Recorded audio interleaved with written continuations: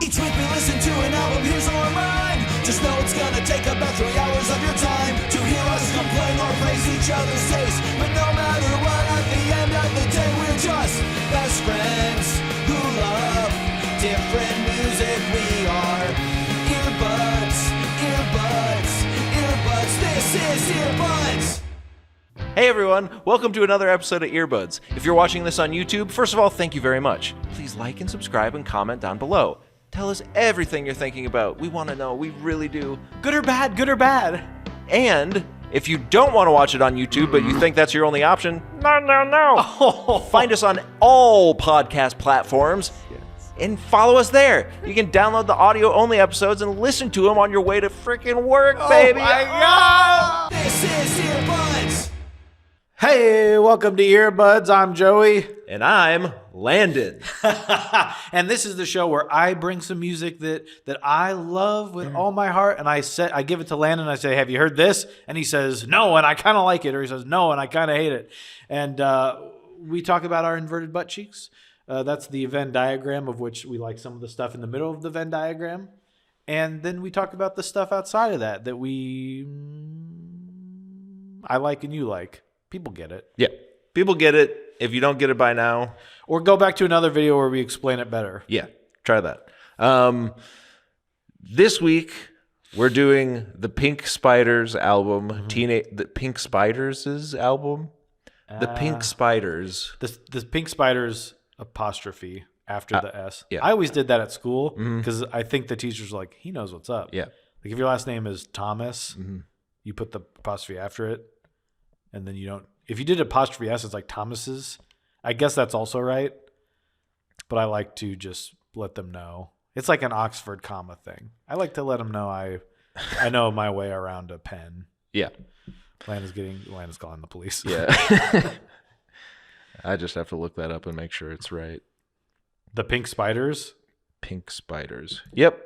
That's who we're doing. The album cover says Pink Spiders.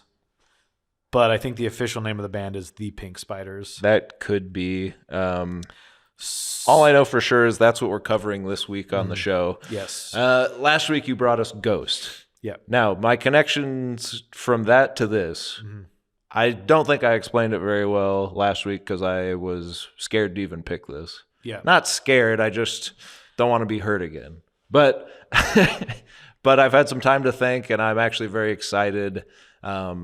Because I don't care what you think. So that's good. But the connection, don't spoil it. The connection was, well, for one, the baby ghouls have different names. They have fake names, which they do. These Pink Spiders have fake names. Yep. They kind of have a... Say that sentence in the 1800s. Pink Spiders have fake names. I mean, our great-grandparents would just be beside themselves. Yes, our great-grandparents in the 1800s. Yeah, I guess. The late 1800s. I guess you're probably right. Okay. They have a certain look that they've created for themselves. They sure have. And the main thing was Ghost reminded me a lot of Alice Cooper.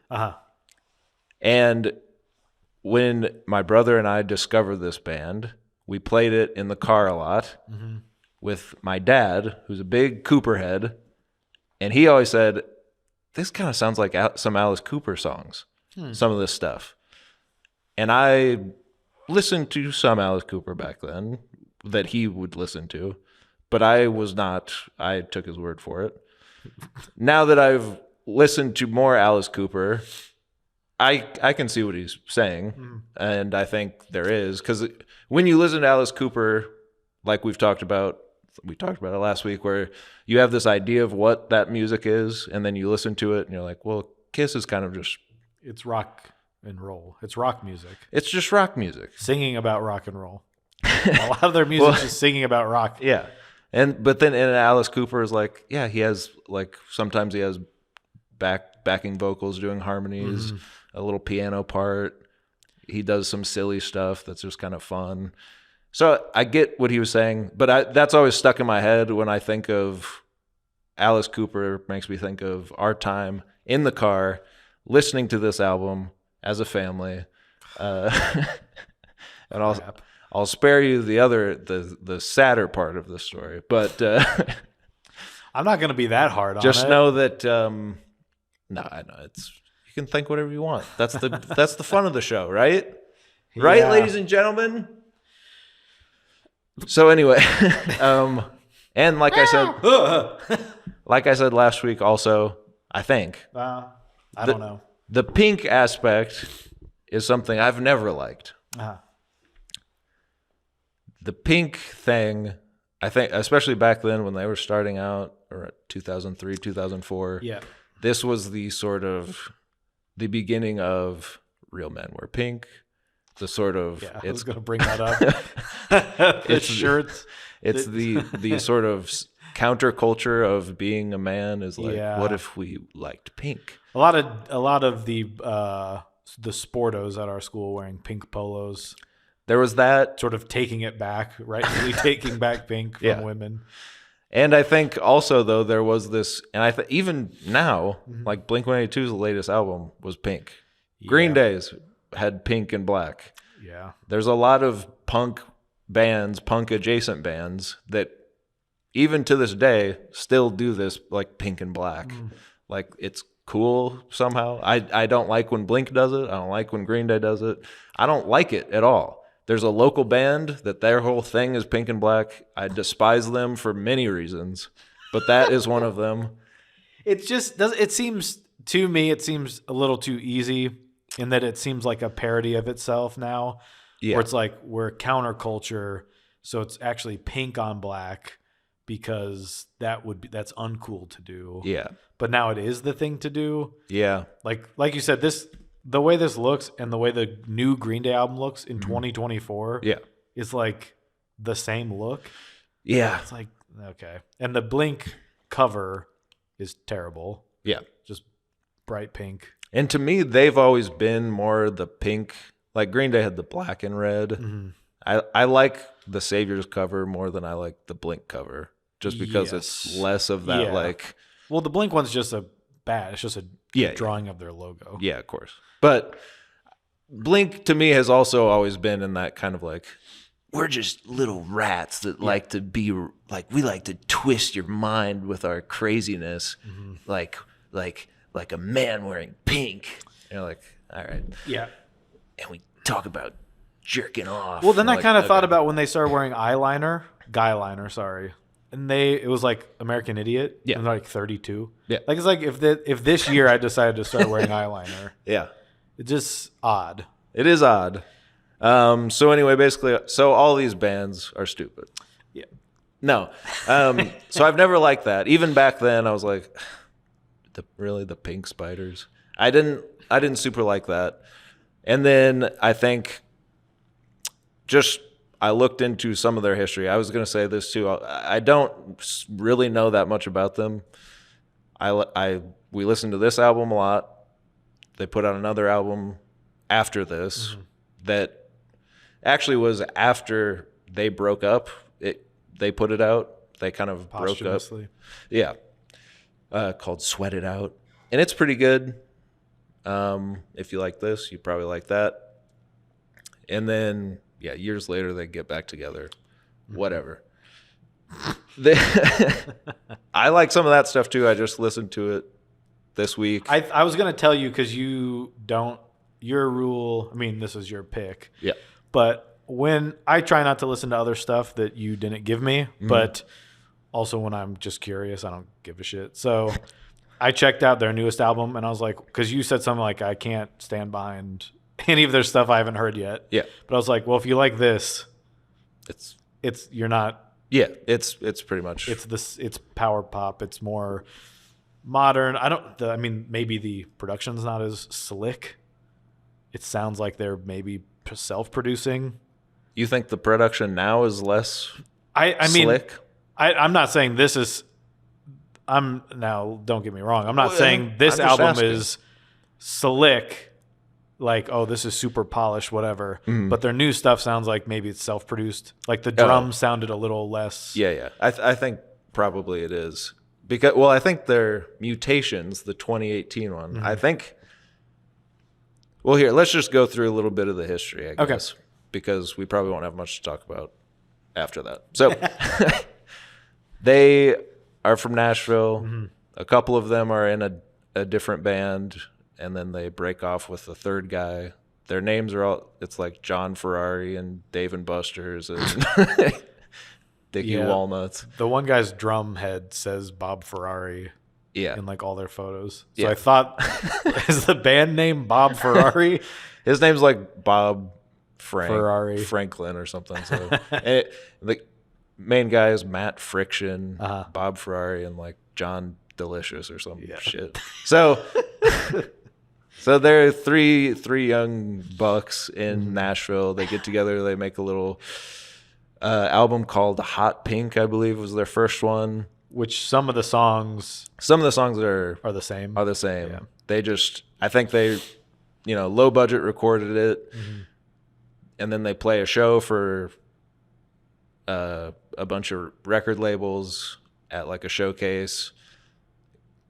One of them picks them up. I think Geffen picks them up, and from what I read, was it David Geffen? Is that his name? I might be making that up. I can't find it right now, but from their recollection, he ran on stage and said, I have to have this band. Like they're the Wonders or something. He said, I gotta have this band. The Oneaters. He saw the Oneaters. He saw Pink Spiders, and he said, I gotta have this band. Yeah. He loved them that much. He attacked them. Yeah. He rushed the stage. That's awesome. So they get a record deal. They use some of their songs from, doing a little reading of my own. They do some songs from Hot Pink. They have a few more for Teenage Graffiti. This one gets the money behind it. Sorry, what do you think I was looking up here?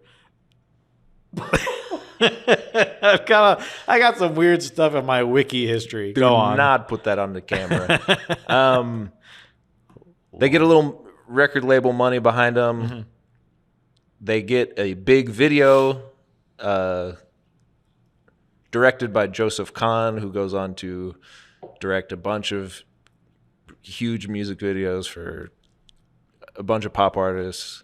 And then I think he's directing movies now. I'm not sure. But, okay, so they make this music video for Little Razorblade, the song that's on this album, that becomes kind of big, gets their foot in the door. They're opening for Fall Out Boy. They open for Fall Out Boy at some point. Awesome. Another earbuds connection. And we love to see it.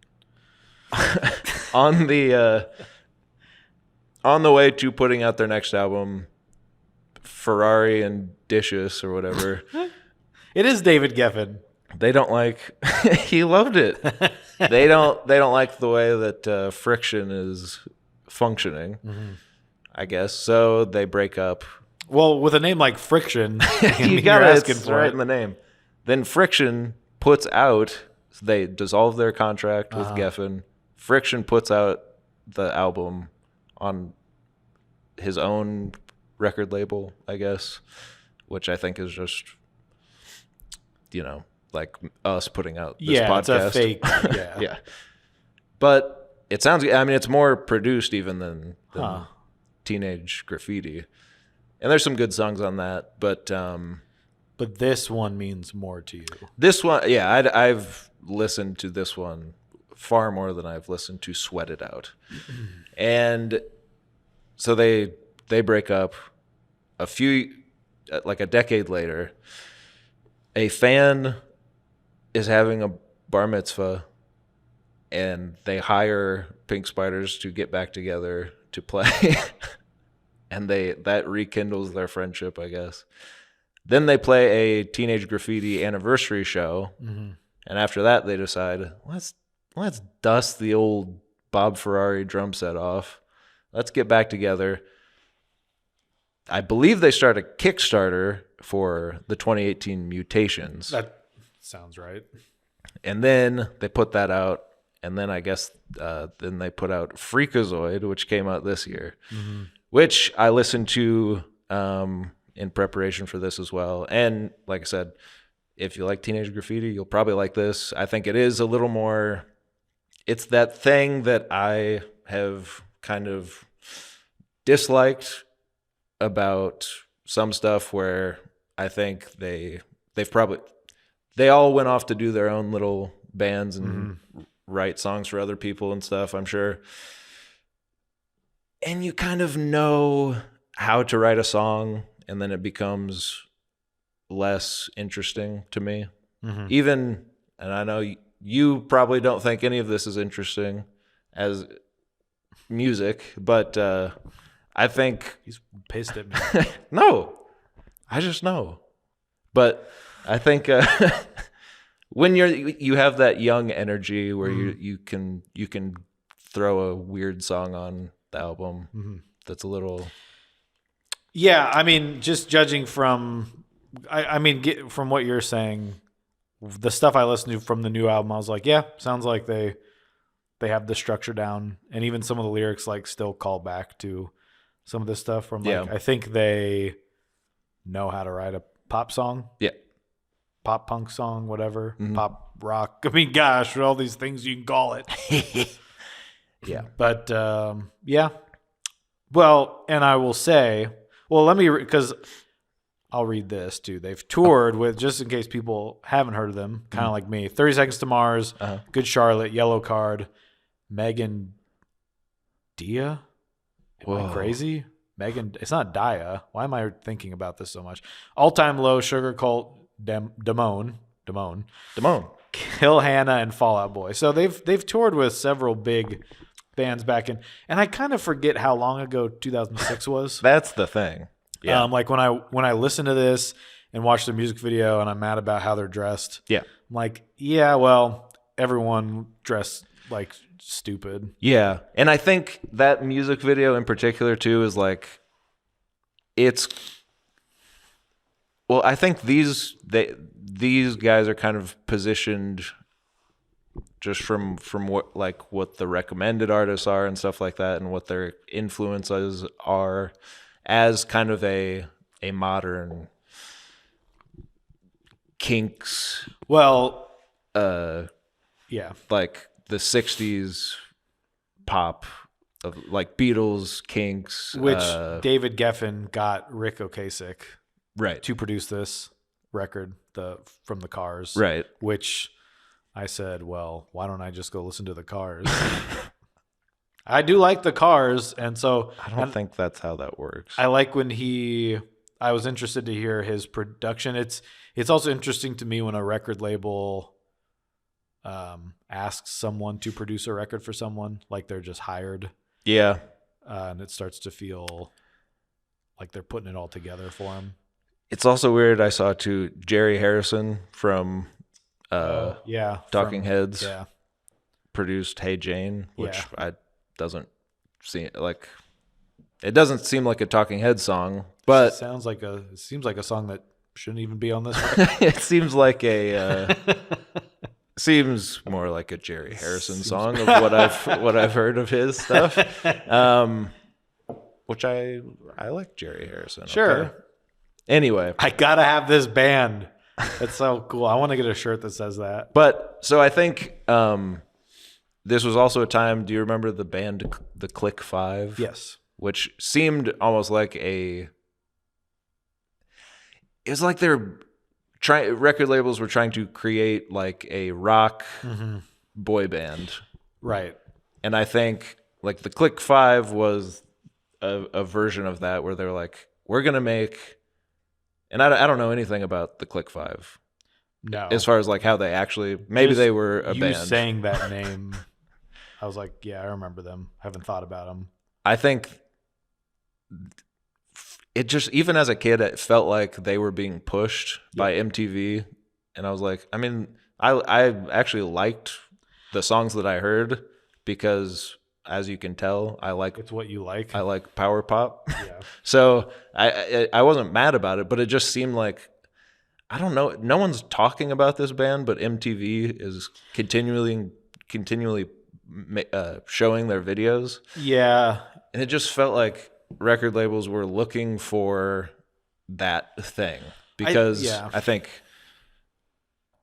not to always bring it back to Green Day, but I think Green Day was sort of huge at this point, and maybe record labels were seeing like, oh, people like rock music. Well, I think that's why he said, I got to have this band. Yeah. Like they're trying to get, Green Day has put out one of the biggest records ever 2 years before when this band is basically starting.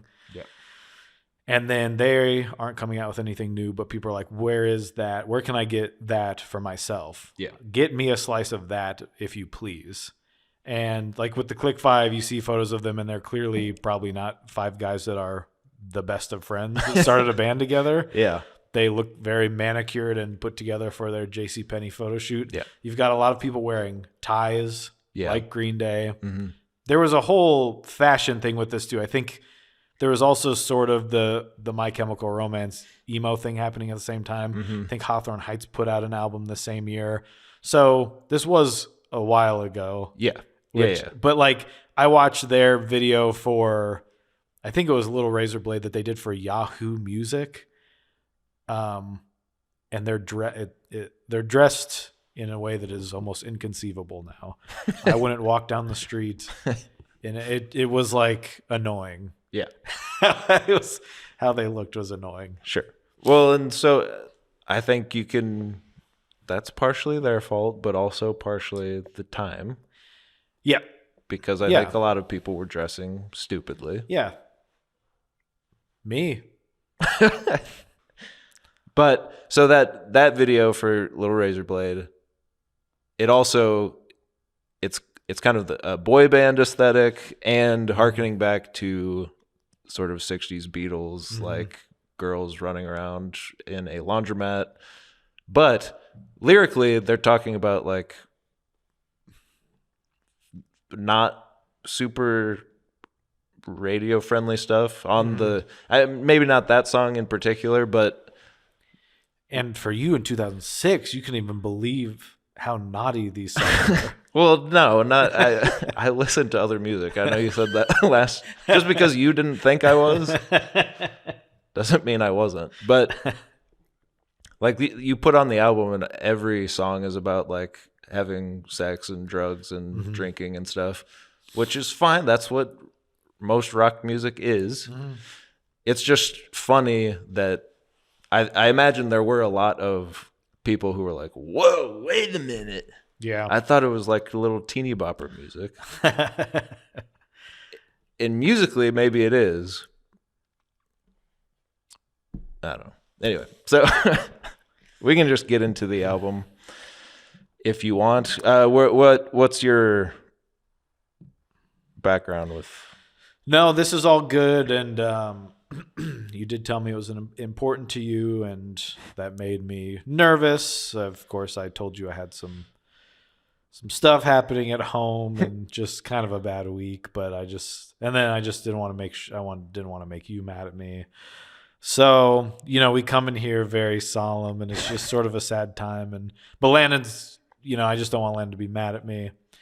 And so I did my best, and I listened to this album as much as I could through my tears, and just wanted to make no, I had heard about them, of course, because you had said something about them 18 years ago. Yeah. Let's talk about the cover of this album. Okay. Oh, wait. We did mention last week that I think we had a little friend group, and one of our friends also listened, because I think I introduced him to this, and we used a song just as a little. We used one of these songs in one of the shorts that we made back then. We made little YouTube videos, not unlike we do now, 18 years later. Sad, really. But well, at least now all our videos have to be demonetized because we play samples of songs. So no matter how many views we get, it doesn't matter. Yeah. But if you were to ever find this video, it's not online. It's been scrubbed from the internet. But I don't know. It would also be demonetized. I don't remember what song it is. And it wasn't really one of our good good shorts.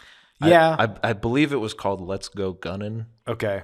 There are a few where I just don't watch them. Yeah. Even after we made them, I was like, well, I did that for them. One for them, one for me is how I put it. So I do not, none of this rang a bell in my head. I think mainly because, as you said, it's really not what I listen to.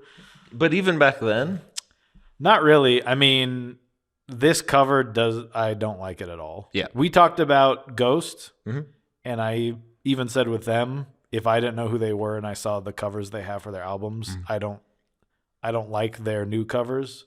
I like their first cover that's kind of spooky. By the way, I did listen to the most recent. I liked it. Yeah. I listened to it again and I was like, oh, I think I undersold how much I came around on it. Yeah, it's good. When I listened to it for what it is, that rock opera, it's cool. It's cool.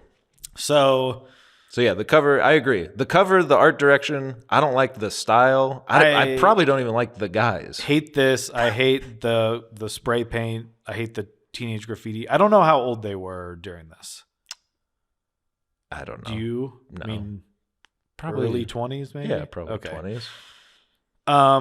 There's just a lot of that. The power pop to me is a fickle beast, and sometimes she tries to quell my thirst and wrap her arms around me, give me a reach around, and sometimes it doesn't work. Some of this reminded me of like Drake from Drake and Josh.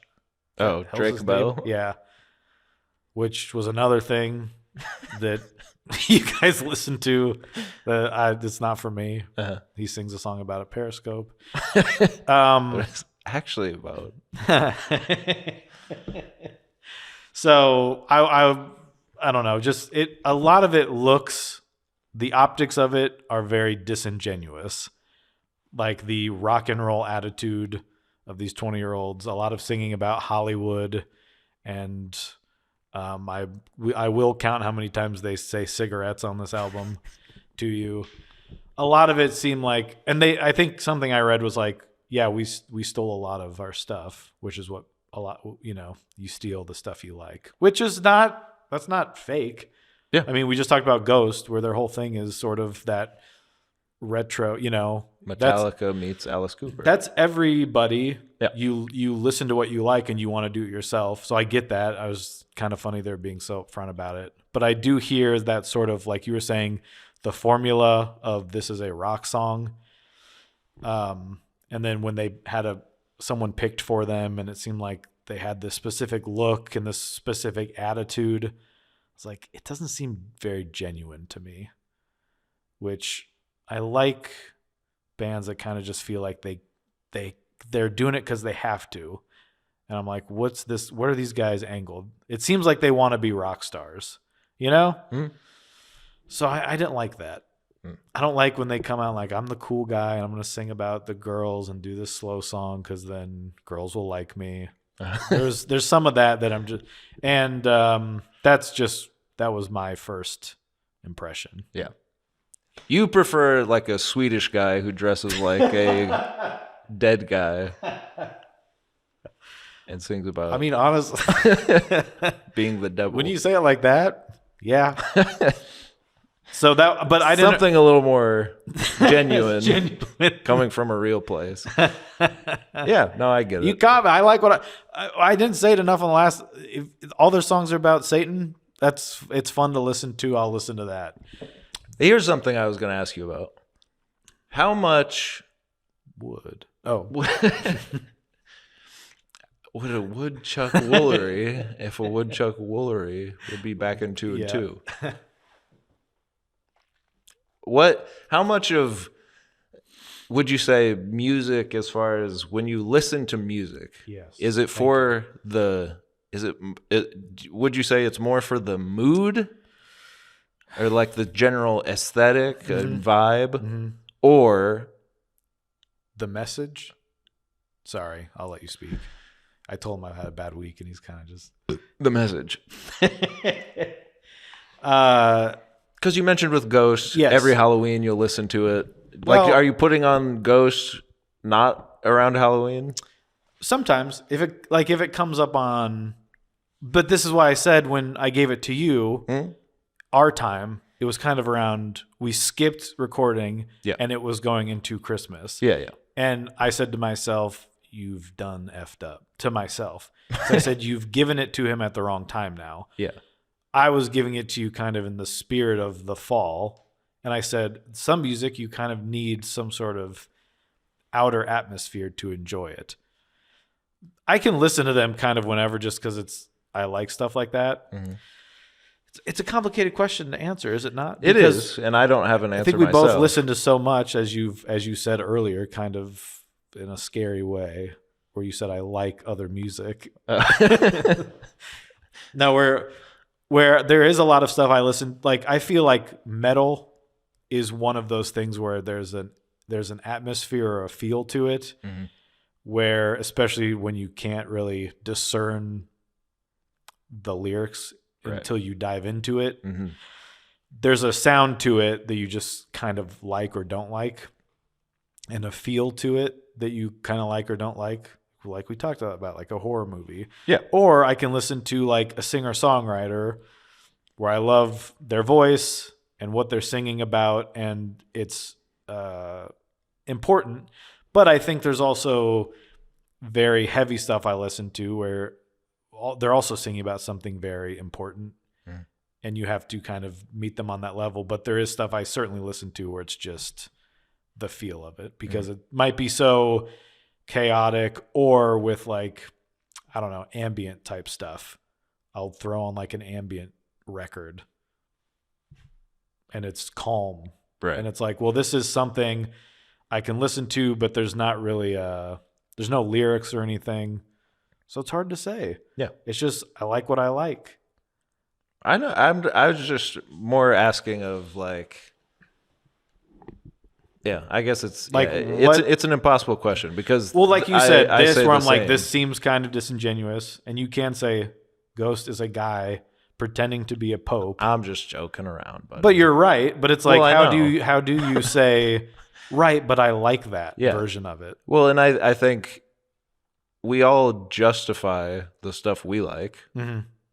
and I think that's why this is interesting, mm-hmm. as an exercise, and specifically you and I mm-hmm. doing it, because that's right. I think it's interesting that we're, but I think you and I specifically like stuff that we also make fun of, mm-hmm. But music has been the thing that we've been least open with saying we like, mm-hmm. and making fun of, because there is that personal connection. Yeah, because if someone makes fun, I mean, even with movies and stuff, you can kind of make fun of certain aspects. Yeah. But with music, it's like, well, I do like this. And sometimes even in my head, I can say, I can see why someone might make fun of this. Sure. So I don't want to talk to them about it. Yeah, yeah. But I think it's good, and all these people at this concert with me think it's good. Yeah. And these are all good people, and you kind of like the people in the band, so mm-hmm. you want their albums to be good. Mm-hmm. And so when you think about making fun of it, it's like, oh, well, that's because they think my musical taste sucks, and so you take it personally. Right. It's like, I like this. Yeah. So there is that aspect. But at the same time, it's like, I understand why someone might not like something that I like. Mm-hmm. So you're like, why would I share this with anyone other than the people that already know about it? Right. Because they get it the way someone else doesn't. Not that you're wrong or someone else is wrong. Right. But people like that. There's different types of music. That's why people like different types of music. Of course. And even within music, I've been reading a lot of of other people's rankings of albums, like especially when I'm doing this, mm-hmm. and thinking about, well, this band has 10 albums and I need to pick one, and I love a bunch of stuff from these. So I go and I read other people's rankings, and it's crazy how different people's, like even one band, they have 5 records and people's list can be completely swapped. Like they love maybe the polar opposites of what someone else that loved that band likes, but they both love that band. Mm-hmm. So there's a lot going on there. And sometimes it is like, this thing about this band is corny, but I don't want to talk about it. Yeah. Because I like to listen to them. Right. It's all interesting, isn't it, folks? Basically what we're saying is we're very brave for doing this. Yeah, I think, and if you're coming along this ride with us, if you're the people that say, you are like friends to me, I love you, listening to this as like a warm, crackling fireplace. Mm-hmm. Then we say to you, you are earbuds with us. So I want to say one last thing about before Pink Spiders before we get into the album. Like I said, I think this, for me, probably it's the people. I don't know. I don't care. Mm-hmm. Like with Switchfoot, like with Green Day, with I can't remember any of the other bands I've brought, but those are two big ones that are jumping to my mind right now, where I feel like I know the songwriter and the band, and I know that they have moved me in ways that I, like you said, I don't want someone to make fun of, right? Because it's important to me. This, I don't know the band. I don't know these people. When I found out even back then that they had fake names, I said, I don't like that. I don't like the pink aspect. Wearing pink to be cool to me is like when someone wears their own merch. It's embarrassing. Yep. Yeah. I think if you see a band or like even now you'll go see, I think like podcasters do a lot of live shows and they'll come out on stage and they'll be wearing their own merch. It's embarrassing. It's something that you don't want to. They can wear other people's merch. Sure, you see the band wearing like I'm touring with this band, so I'm wearing their merch. They're kind of, big upping them and shouts out sings them. But to wear your own merch is pathetic. Yeah, it's pathetic. So with that, I just want to say yes. So I want to say that, and then I want to say this album. I don't like I said. I like some of the songs I heard from the more recent stuff. It's cool, good power pop. I think the guy writes a catchy ass tune.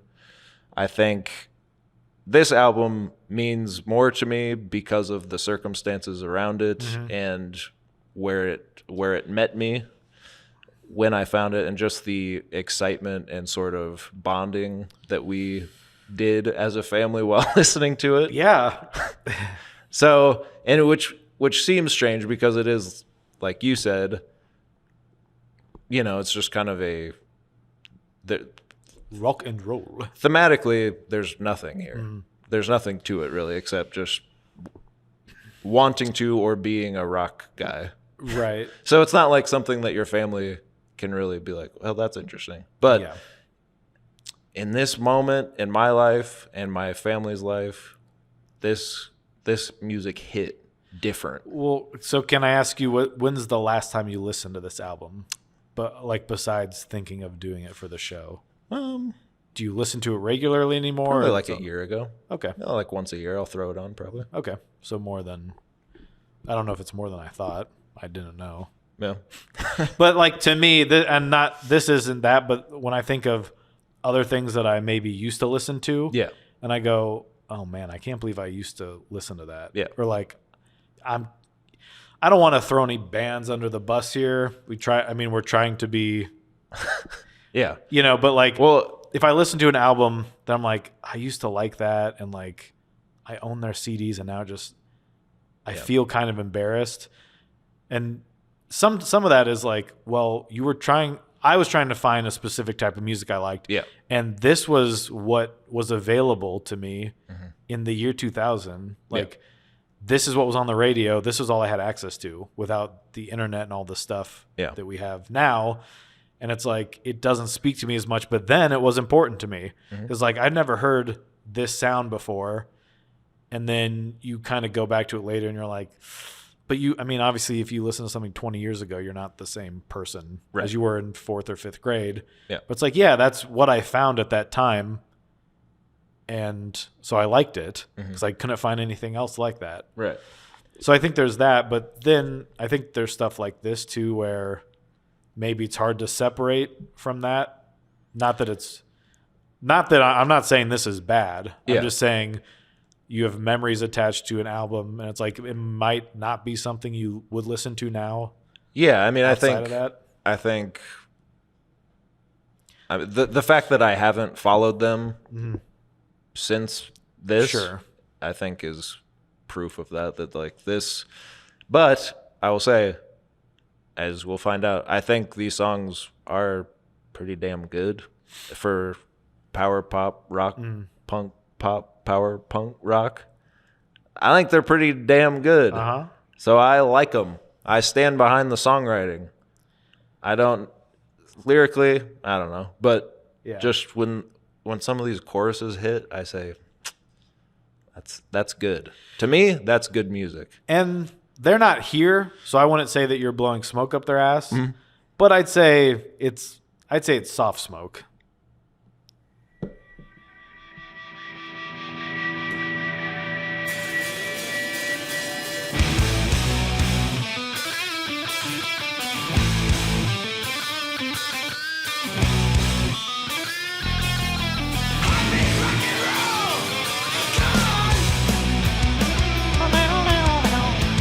I like that Bob Ferrari isn't a very good drummer. No shade, I actually don't. I think that makes it better. I'm sure he'd say thanks.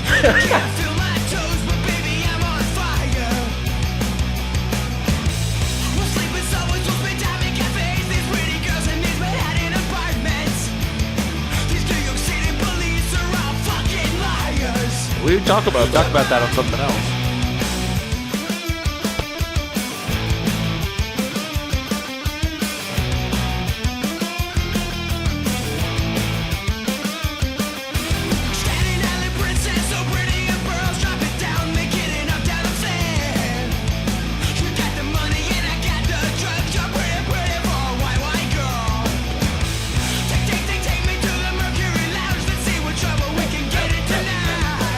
We'll get to the chorus, I swear. Here, check this out.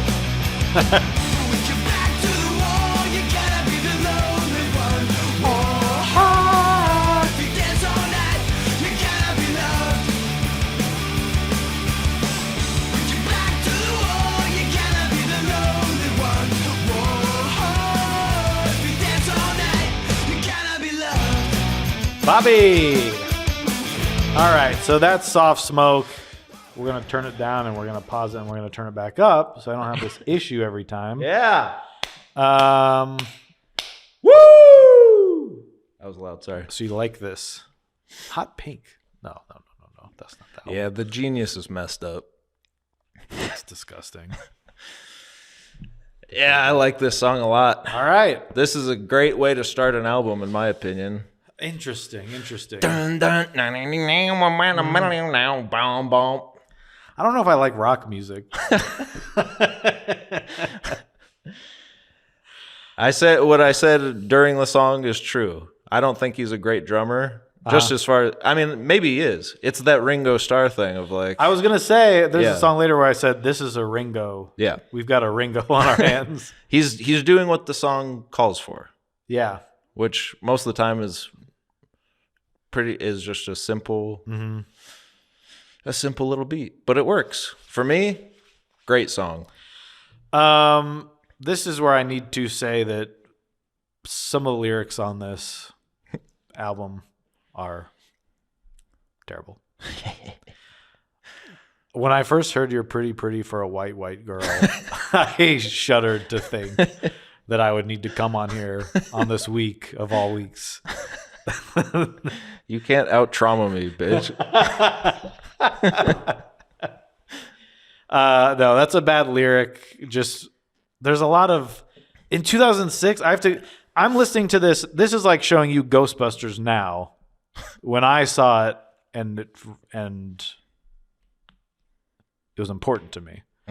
But I think I think back to 2006, and I'm not listening to music the way I was. The music that was coming out then is not what's out now, and some of the lyrics reflect that a bit. Yeah. Well, I think we even for the Bayside episode, I think we got into this a little bit. Yeah. Where there is the sort of. But this is where I'm like, why? Like, they're these like little white 21-year-olds. It's like they're singing. He's like, this is what a rock song should be. You're pretty for a white girl. He doesn't like white women. I get. You've never met a white guy that doesn't like white women. That's your fault. It's not my fault. I just haven't been around it much. God, upstate Michigan is just different around here. Don't find us. Don't swat us. Yeah, that's weird. But now the chorus very catchy. Yeah. I've found myself singing it around the house. Mm-hmm. With your back to the wall, you're going to be the lonely one. If you dance all night, you're going to be loved. What is he saying? I don't know if we need to psychoanalyze it that much. I think just if you're standing with your back to the wall and not getting out on the dance floor, no one's going to like you. Yeah. Yep. You're going to be the lonely one. Yeah, he's telling her what to do. If you dance all night, you're going to be loved. Yeah, a lot of this is about hating women.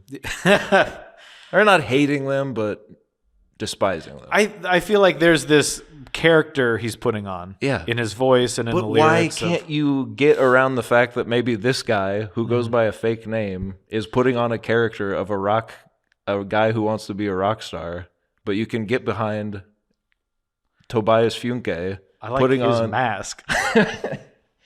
I just think I understand where you're coming from, and I understand it's different from Ghost, kind of. But I think there is. Do you think there's a tongue-in-cheek nature about this? I would think so. Okay.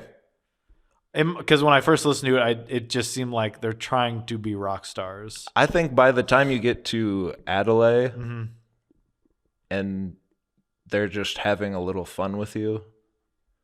I guess we'll have to see, huh? I think, and like I don't know, maybe they are just party guys and they think that that's cool. I think that's what I got annoyed with. That it seemed like they're just party guys. Because I'm like, well, you can't write every song about this and just be doing it for fun, right? Yeah. Well, or like, this is what rock music is. That's what I'm like, well, they're not really singing about anything. Like you said about Ghost. But one is scary, which I like. And one is pink. But I do think there's a better opening track for this album, which we will actually get to. Oh, I hope so. But I like the chorus of this. I don't know. I think this sets up the tone of what the album's going to be, right? Yeah. Now, if you were first, not to say that this is like hard rock or anything. Yeah, I'm not saying it's crazy. I'm just saying if you heard first Little Razorblade on the radio and then you bought the album and this was the first track, would you be slightly like, oh, this is a little different than what I thought it was? Yeah. That's all I meant like 40 minutes ago when I said that. What the hell? I can't figure out how to get to the next song here. Wow, that's crazy. Yeah, well, if we fight about this anymore, there's going to be a Saturday Night Riot.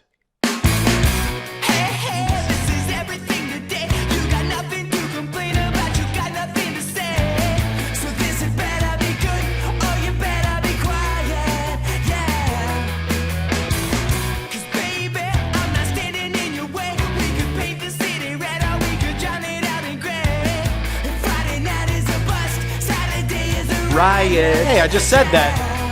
Yeah.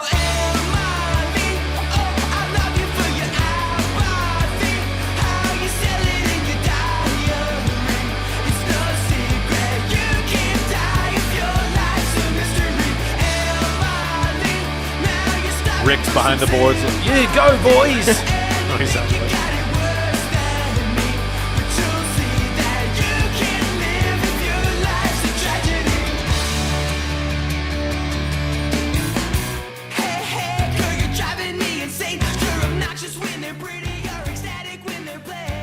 This, Landon,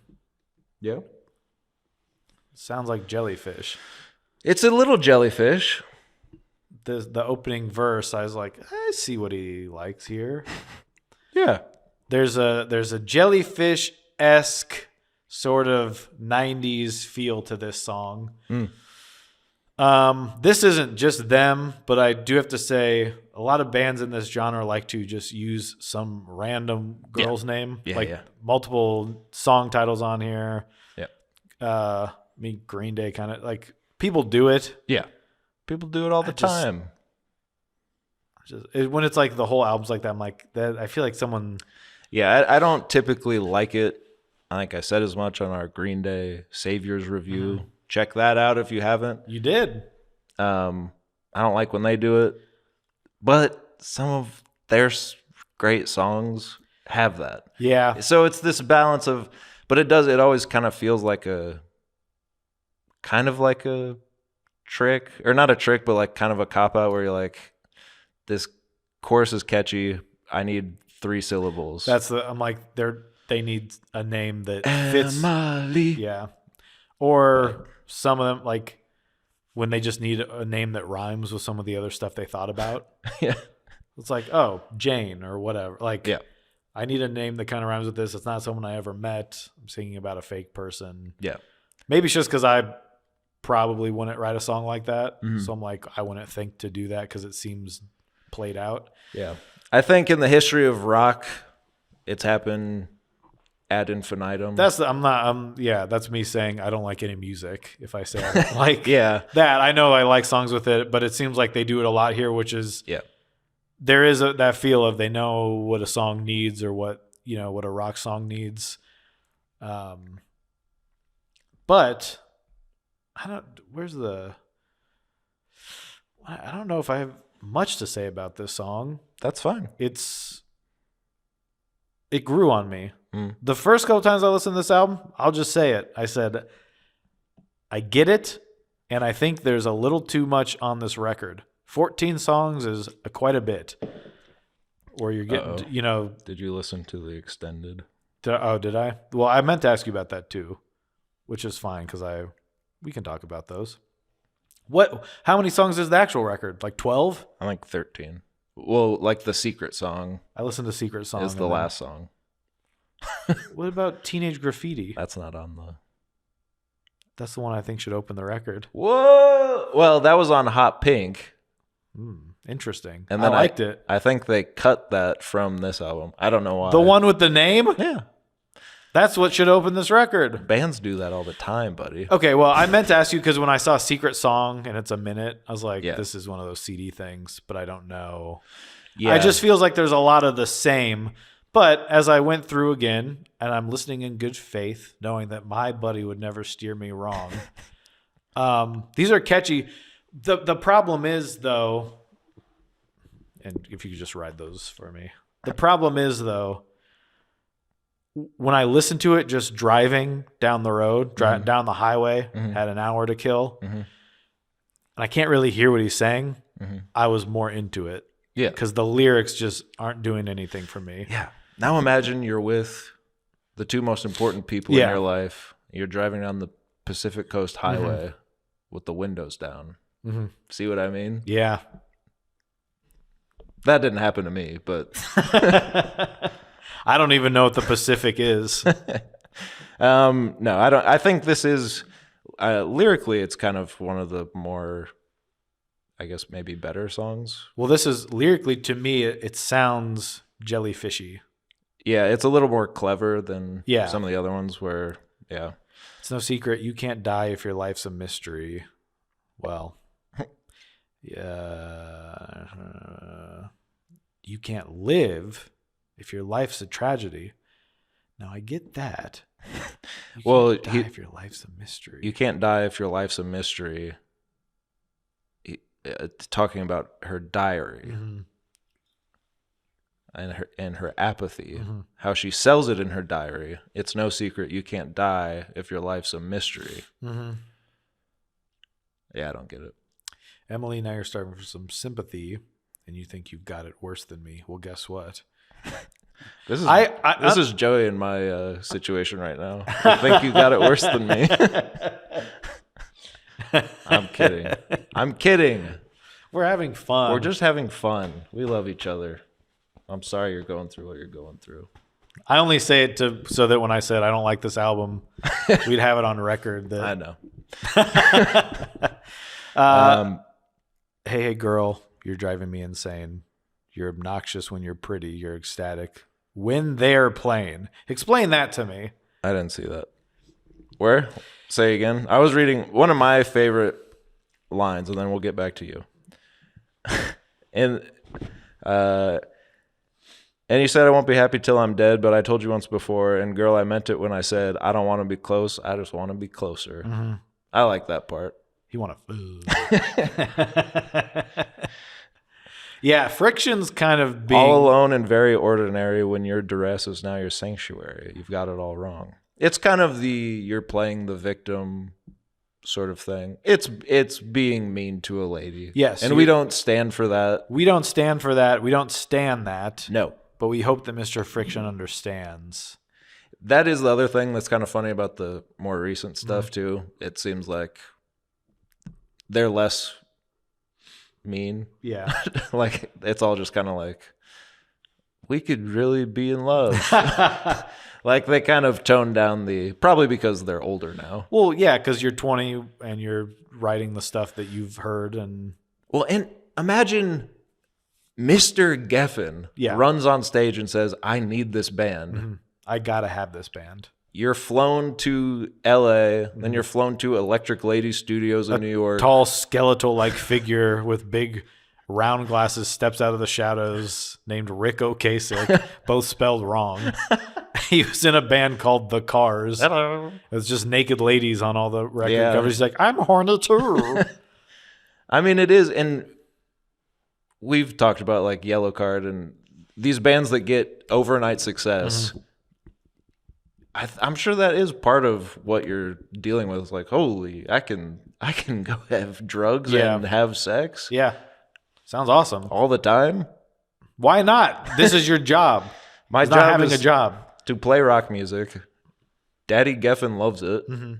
I'm going to be the next big thing. Yeah. The record producer with his name on the building just told me he needs me.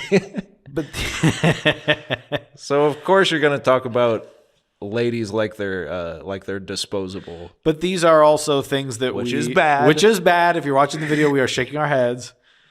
But we also go back to like, I don't know, the 70s, and we're like, isn't it weird that all these guys were saying she's 13 in a dream? Yeah. We have to keep getting better. Of course, which I think is good. Yeah. That you listen to Freakazoid, which is actually the worst album cover. And I like what's the one before it? Mutations. That one's kind of cool. Yeah. I don't know what happened. I didn't listen to it. Like, well, they have to keep their pink thing also. That's the other thing where you're like, I get it more for them than certain other bands where it's in the name, so they kind of are like, well, we have to. If it says the pink spiders and it's like in green, it's one of those. It's like one of those tests. Yeah. Where the word green is written in pink, like, and you have to say the do color. I have autism now? You don't know. You don't know, and they won't tell you because no one will answer the phone. But I watched some live video of recent shows, and they keep the pink to a minimum. It seems like nowadays. And it's more, they've got the pink suits in the video, right? Yeah. So, it's more of I think. It's the accent mark above the. But as we learn from these songs, they do love the pink thing. Yeah. But I wouldn't know about that because I'm not a modern swinger. Sounds like a System of a Down song.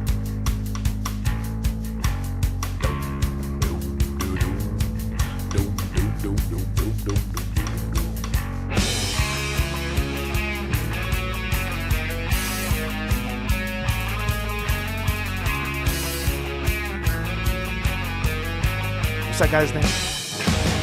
Friction. She's out of luck and out of hope and out of cigarettes. Misunderstood with naked pictures on the internet. Her social deviance is teasing me. I know what I want. And I really gotta let her know. Whoa! That I like her, but I just don't care enough to fool around with love. Yeah, my baby's free as a car crash, sexy as a stinger up. I hold it in your arms, just another modern swinger screaming. Get me if you can with a cigarette in hand. It's love. It's heavy and it hurts and it's love.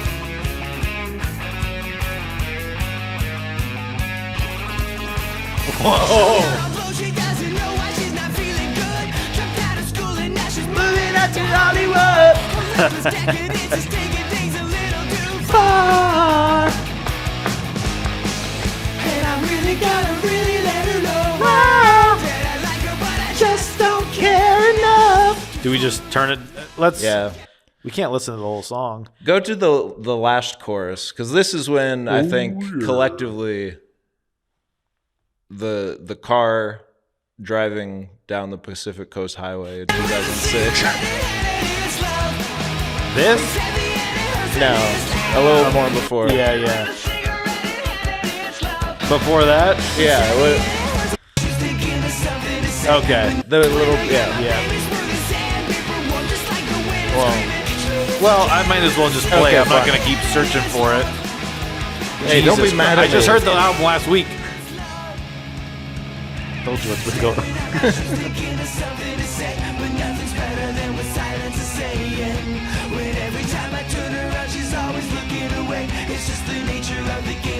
Just you driving.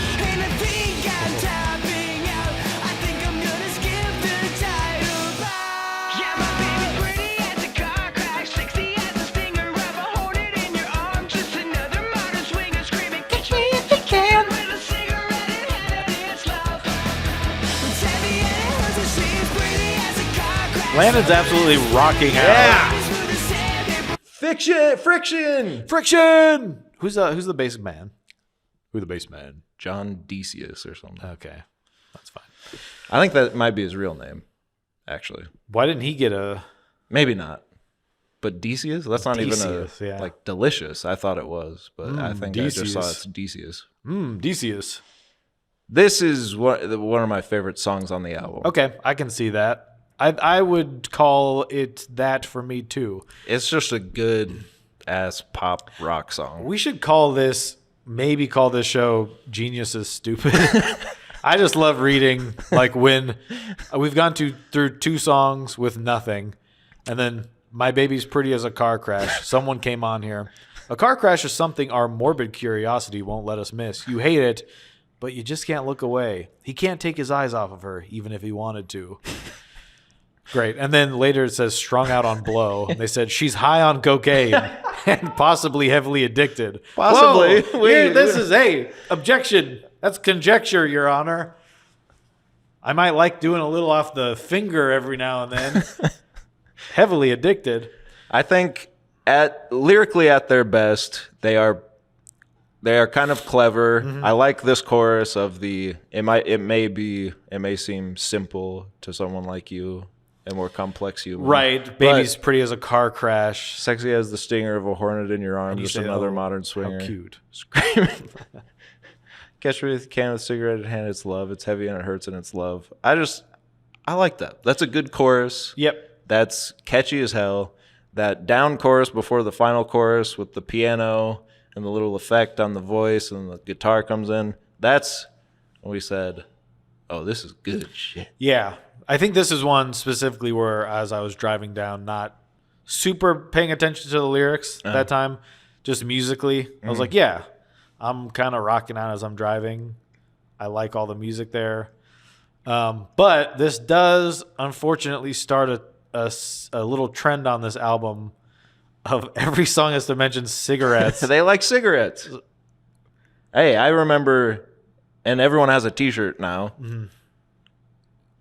that we designed. Yeah. Another band that really liked Cigaro. If you haven't got your T-shirt yet, hit us up. I mean, you have to pay for it. Yeah. But Go to our we'll merch give you the store link, yeah. down there. So I didn't even know we had merch. Yeah, it's we haven't advertised it much, but Yeah. we don't like to show off. No, that's embarrassing. Yeah, we're not like these bands. My baby's pretty as a car crash, subtle as a splinter. Yeah, my baby's smooth as sandpaper, warm just like the winter. I mean, it feels good. All these little oxymorons, they're fun, they're interesting. It's not necessarily new ground like, hot and you're cold, you're yes and you're no. But it's better than that. Because these are at least specific kind of funny examples of opposites. I like, yes, it's heavy and it hurts and it's love. Mm-hmm. That's nice. And before you get to your cigarette thing, I like, also lyrically at their best, I think they are painting maybe not necessarily a lot of the songs are saying women are mischievous scoundrels that make me sick. Yes. But I think some of their songs, like this one in particular, you just gotta love them.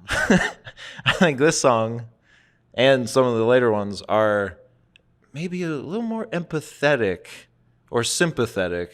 Maybe not empathetic. A sympathetic, maybe empathetic look or a sympathetic picture of the girls that maybe they were seeing at this time of the or just that they would imagine seeing when they get to LA. They want to be in Hollywood, but they've been used up, spat out by the system. And I think lyrically, when they're at least doing that, I can get behind it a little more than just the the honeymooners, pow, right to the moon, Alice. Straight to can't the moon. live with them, can't live without them. Yeah, that kind of thing. To me, it also is like you're 20, so they just moved to Hollywood and they're like, these women, they're all crazy, and but I want to fuck, you know. Yeah, it's like you don't really know what you're talking about, but that's what media was giving us. Well, and that's rock music. That's rock music, unfortunately. I mean, that's what they've said. They were copying the Ramones and the Beatles and I don't know, Cheap Trick or something like that. I can't remember who all they said, but that's what bands talked about. Well, you're singing about love and it's hard, right? It's annoying. There's all these things about it that you absolutely hate, and it's terrible. It's so loud. So the cigarettes, you don't like cigarettes? I think, as someone who was addicted to them. As someone who was addicted to them, could not stop, was forced to do it by the same men that told me about the pink spiders. They say it like 10 times on this album. Yeah. You mentioned cigarettes as if it's like, it's cool. Yeah. Cigarettes. I wonder how many times Ghosts mentioned Papa Devil Boy. Well, they're all vices. He talks about vaping. They're all vices. He's like, we vape down in hell. Oh, we that's puff out the vape smoke. E-cigarettes are better for environment. But they don't give the same moral fixation as a cigarette. So I guess he did say it. Inhale. No, I think you're right. I mean, it's they just go back to the well of like annoying. And I listened to one of their new songs, and he talks about a cigarette, and I was like, even now at 2 Spider-Man. It's just that's what I'm like. It feels like they don't have much more to say. It's Hollywood. It's doing cocaine, cigarettes, and a lot of drinking. We're guys that drink, and drinking's it's crazy that we drink, but isn't it actually kind of cool? It's like it's like drinking and cigarettes are bad, but it's actually cool that we do it. Which whatever, but every song at 2 Spider-Man. I think you think I'm just trying to find something to hate. No, but I think that this is not the first nor the last band to ever write of these subjects. It's not, but I don't listen to those bands neither. And that's my point. Me neither, usually. Yeah, but this one, it hits different. The music, baby. Yes. I know they don't. It's not every song that they sing about Hollywood. Anyway, this song's called Hollywood Fix. Back in Hollywood today, Technicolor turned to gray. He's sneaking up on me. Back in Hollywood today. Smoking second thoughts away, skipping record was a secondary pump. And I'm tired, but I'm not sleeping. There's so much noise. Not yet. But they all came back Drinking. like we knew they would. You gotta get your fix down in Hollywood. Hear the dancing silhouettes, Tight drums. and roll some cigarettes. Everybody knew, but no one had. Got that dead feel. Coming up in the sea, if it becomes twice a Yeah, it sounds like an old record. Old record. I'm tired, but I'm not sleeping as we chain smoke cigarettes. Cigarro. Without thinking, and they all came back like we knew they would. You gotta get your fix down in Hollywood. Gotta love it, it's so dangerous. Gotta love it, it's so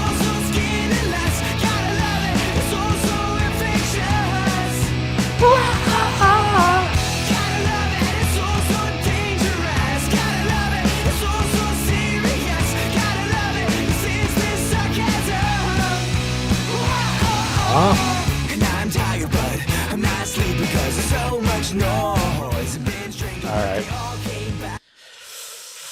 This is Hollywood Fix. Back in It's Hollywood like Hollywood today. is a drug. Yeah, Technicolor turned to gray. Altered senses were the primary impulse. I guess a lot of songs are about how Hollywood is actually bad and we've all fallen to its vices. None of them have persuaded me to not move there. I'm like, they're all like, it's a trick, and they're gonna chew you up and spit you out, sweetheart. I'm like, I have to go. When System of a Down was doing that, Right. I was like, Yeah, I don't care. I was like, well, I'm not stupid. I'm not gonna be tricked. I won't be tricked. You go there, you crazy. Let's see. White suburban kids were all raising the roof. That's something.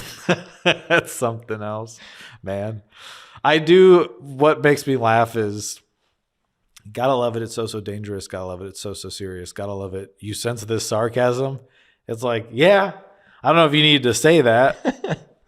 Can't you tell that I'm joking? Chain smoke cigarettes, binge drinking. This is Hollywood. Don't you get it? This is what Hollywood will do to you. And they're living it, these Nashville boys. They've been shipped out to work with Skeletor himself, the Skellington King. Mixing. Right? Yeah. What do you think about this song, Landon? I like it. Not my favorite on the album, I'll tell you. No, I think probably we've not. got some goodies before this one. The Again, subject matter not that interesting to me. yeah. I like the sound. I like the poppiness of it. I like. Again, it's catchy. The verse is catchy, and then the chorus is even catchier. And what do you want from a power pop song, other than it being stuck in your head all day? Yes, which it was. So dangerous, might love it. Do baby, don't gotta Yeah, love it. it's stuck in your head. You can't get it out. That's what I mean, though. You don't even have to know the Got a words. Bible. Yum yum yum yum. Yeah, man. I think it's good. Yeah, probably not one of my favorites per se, but No. it's good. It's not my least favorite. We'll get to that. Okay. I'm excited to hear that. I don't have much to say about this one. I think I've made my case for the cigarettes, but it's certainly not the last we're going to hear of them. No. This genius is screwed up, so I do have to go find the next one. It takes you to the other album. Yeah, that's that what weird? it's weird. Maybe because they did multiple of the same songs, but I don't know if people are watching the video. Do you know how I got my mustache to be so perfect outside of the rest of my facial hair? How? Little razor blade. Oh. Sorry, there's a fly. Sorry. Oh my God! It's transforming into Mecha Godzilla. Turn that up a little bit, Yeah. I think, on your end. A little bit.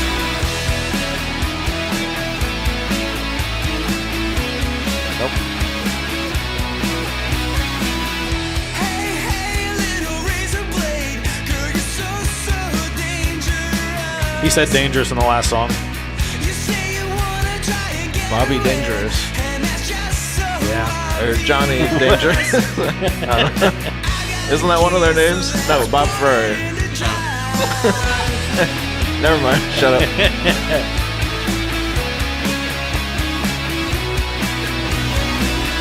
Hey, little Razorblade, girl, you're so serious. Listen to this. You're only pretty when you walk away, and you act oblivious. And you act oblivious. Your ass. I got the keys, so let's put it in the drive. Drive a Ferrari. Don't call it a crush. Don't call it a crush. Baby, you know I love you too much to be crushed like that. To be crushed like that.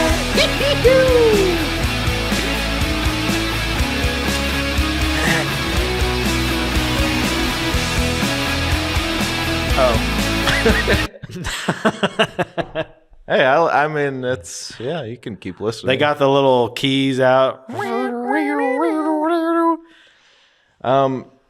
I figured someone else when I saw old Jerry Harris's son was produced a song. I thought, oh, maybe it's this one because to me this feels like when a young band gets a renowned singer, songwriter, producer to come on an album, but they can only afford one song, and it sounds completely different than the rest of the album. It doesn't sound completely different, but it just feels way more produced. When there's I don't know if it's a certain time frame, but there are certain albums at least where you can go, oh, this one's the single because it sounds extremely different than the rest of the album. Yeah. That happens. Taylor Swift, I think, has that too, where there's some I've heard where I'm like, this is completely different than everything else on the record because this was supposed to be the first single. Yeah. I don't know which one I'm thinking of, but I'm saying it still happens. Yeah, it happens for sure. But yeah, I think this was a time too when maybe Shake It Off. Yeah. I feel like with the rest of whatever the album was, it just seemed like this is different. Yeah. It just hits different. Yeah. I think this does feel like that. Thanks. And I think they were putting a lot of money behind this song in particular. My question is, do you think this should be the single? I mean, it did well for them, I think. Would it surprise you to know, I'm looking at the credits here for the song, Jerry Harrison is credited as a performer. Oh, that's right. It doesn't say I did see that. But this song has 3, 4, 5, 6. This song has 7 performers on it, which a lot of these do where I'm like, I think they were calling in some people like Ghost. That happens, I guess. He's got an army calling of... he's like, come do a solo. So Friction, Decius, Ferrari, Dave Davidson, Jerry Harrison, Benjamin Kalb, and Roger Lent. What is that? Because even when I was in a band, we were recording with like kind of a guys from a band above us. Yeah. And then they were friends and worked with a band that was much more above us. And they, for some reason, even at that, I mean, much more above us, which is 0, so they're at like 10 on the scale of, 100. But even then, they're like, hey, we could call in my buddy from this other band and he could do like a guitar solo on this song. And for some reason, we said yes. I mean, I didn't have any involvement in that decision. But but what is that? Where it's like, I know any of our guys could have done that solo. It's not like it's, I don't know, who's the best guitar player on earth. It's not like you're getting Jimi Hendrix to come in and lay down a solo where it's like, whoa, this song's featuring someone. Yeah. It's just like, well, he kind of has a different idea of what a solo would be. But then, well, especially on our album, we're like, what? Why do we have that guy do it? So you're saying it was something anyone could have done. Yeah. But whose idea was the solo? Like, was the guy that came in, did he come up with it? Yeah. So maybe you couldn't have done it because your guys couldn't think of it. But I don't think we even tried. Right. I think. Oh, so he was just like, it'd be cool I think the producer said, Yeah. hey, what if we got my buddy to come in? And being young and, wanting it to be cool, I'm sure our guys were like, yeah, that'd be cool. And then it was kind of like, whatever. And then, then our guitar player learns it. Right. And then they play it live. That's what I wonder. From there on out. When we talked about Ghost, which is I think a little different since he's kind of conducting this whole thing, that's coming up with it. Yeah. But then I'm like, but then you have the best guy that to come in and do a guitar solo. But if he can't tour, then you have to bring someone on tour that has to learn that. Yeah. So but like this, when you've got 3 guys in the band and then 4 others. But even like Green Day, I was looking at the credits for their new album, and Jason White's not on there at all, from what I could see. I don't think he records with them anymore. The guitar solos and everything were all Billy. ever since the trilogy. Yeah. He said, I think he was I like, just want to be, yeah. I just want to hang out. Stop putting my face on stuff. So but then when they go on the road, I mean, they've got multiple tracks of stuff. So you're trying to match that sound. But Yeah. what are they doing on here that they couldn't do? Like, if I get it, if none of them played the keyboard, Yeah. but one of them can't, like, Yeah. Well, see, in this case, I think maybe it would be. I mean, I don't know, but you do get someone like for my band, it was nothing because it was just another guy that was in a kind of better or more successful band. But like to us, it was cool, but to anyone else, who cares? For this, not. I mean, it's hidden in the track, like notes, so it's not like anyone's like, hey, what, the guy from Talking Heads is on this track. But I could see someone like a singer-songwriter in his own right who makes his own records. He's in one of the most influential bands, like pop rock bands of the 80s, new wave, whatever. Let's see what he comes up with for a synth part. Right. Like the guy known for the synth band, let's see if he comes up with something cool on the synth. And it is a catchy little part. I assume that's what he did, but maybe he didn't even do that. I don't know. Because here's the other thing, though. Composer, Matt Friction. Yeah. I believe he's listed as composer for all these. Yeah. Songwriter, John Matthew Bell. So a different guy out of the 7 guys that performed on the song. I think that's one of their real names. That's what I was going to ask you. I believe so. So why would Matt Friction be the composer? And then, I mean, this is also an album from 2006, and I'm reading like the Apple Music credits. Yeah, so might not be. There could be some, like, obviously Jerry Harrison just being listed as performer. I'm sure if you read the like booklet, it would tell you what he played. Probably. So maybe it is. Unfortunately, the vinyl record is $150 because they had a very limited run. People are still. I told you, people are still listening to them, and like 10 years later, my favorite song. Matthew Bell is Matt Friction. Okay, so John Matthew Bell is. So he's listed as a songwriter. There's no other songwriters, is my point. So it's not like Jerry Harrison came in and also had some ideas for lyrics, which also he didn't do in Talking Heads, really. So no, but I think he wasn't allowed. Right. Get away from me. I think he comes into the studio and you're messing around. And he's like, what if you did this? Can I hop on? No. Just a scale. And maybe he had I don't know, maybe he had the patches on his, like he had the synth and he's like, this one sounds cool. Yeah. And they're like, cool. And Mr. Friction was like, yeah, that's cool. Yeah. But call me Mr. Bell. Because I'm writing a song right now.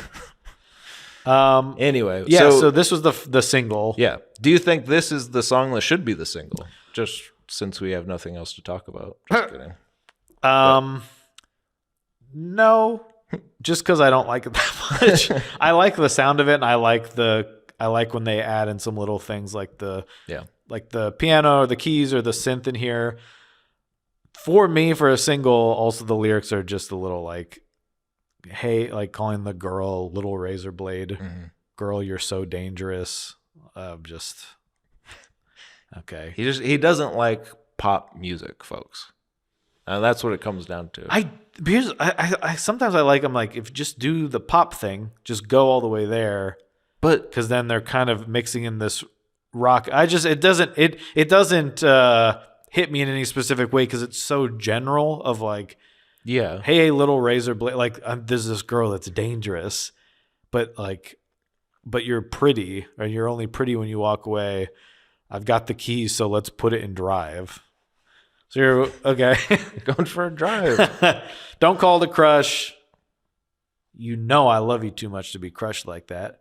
But this is the same Friction. Sorry, this is the same Matthew Bell. Yes, who's been saying he doesn't have time for love. Well, maybe he contains multitudes. That's true. Give back my heart tonight. I'm sick of never smiling because you're so uptight. Neither one of us is putting up a fight. And you're right that it's wrong. It's wrong. Spend the night alone. Stand on the shores, I'm treading water. Wave as I sink like a stone. There's a few different ideas going on in here. All of a sudden, he's in the water. Oh, here's what here. Girl, you're so obnoxious. Okay. Yeah. And then this lucid dream is now reality. Why isn't it just a dream? Why is it a lucid dream? Well, Because he's got to it's fill some space. become reality. But you also just say this dream is now reality. This lucid dream. That means that's like when you say, okay, once I get to my dream, I have to be saying peanut butter and look at my hands. You and I that's can do whatever I want. Isn't it a lucid dream when you know you're in a dream? Yeah. So you can do whatever, and you can I'm gonna go to my principal's house and take a shit on his lawn? in a lucid dream. So I think maybe it works. fine. I was just like, maybe you're giving me too much here. He's either giving me not enough or too much. Yeah. Aren't I infuriating? No, I think it's fine. I think you don't want to like it, and you're upset that you do, kind of. I don't like Little Razorblade. That just seems. Yeah. I mean, it's dated. Obviously, it's an older. It just seems like tired a little bit. But I like the sound of the song. So what do you want from me? That's all. I'd go with. I think Modern Swinger is the song. Yeah. Of the album to me. Oh, that's your favorite on the album. I just think, and I think that could be a great single, and it's not any I think it's a little more specific. It's treading the same water as I love you but I don't, you're cool but not, but I think it's a little more clever about it, and I think it's a little bit catchier. But this song is catchy too. I mean I like them both. They're just. I like Modern Swinger, and I think it was a single at some point, but I think they made a music video for it. But I don't know. They did. Yeah, I saw that. Doesn't matter. No. Well, you're kind of going back and forth between these. It's like you're just back in the mid. This song's called "Back to the Middle."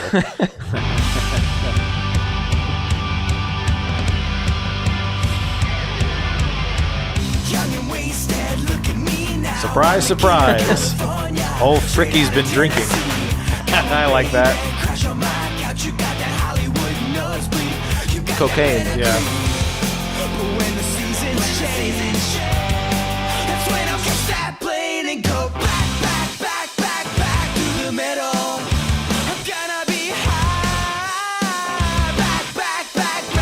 Because of the plane.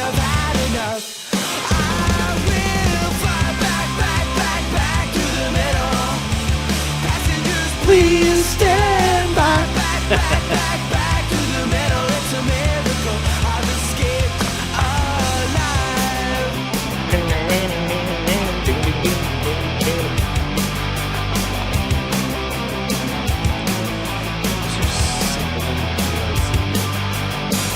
In the thick electric air, there's a cloud of smoke. Electric air. Electric air. Lights, fast and fading, dead in Times Square. I'm not looking for a heartache. I gotta catch a flight because the weather's cold.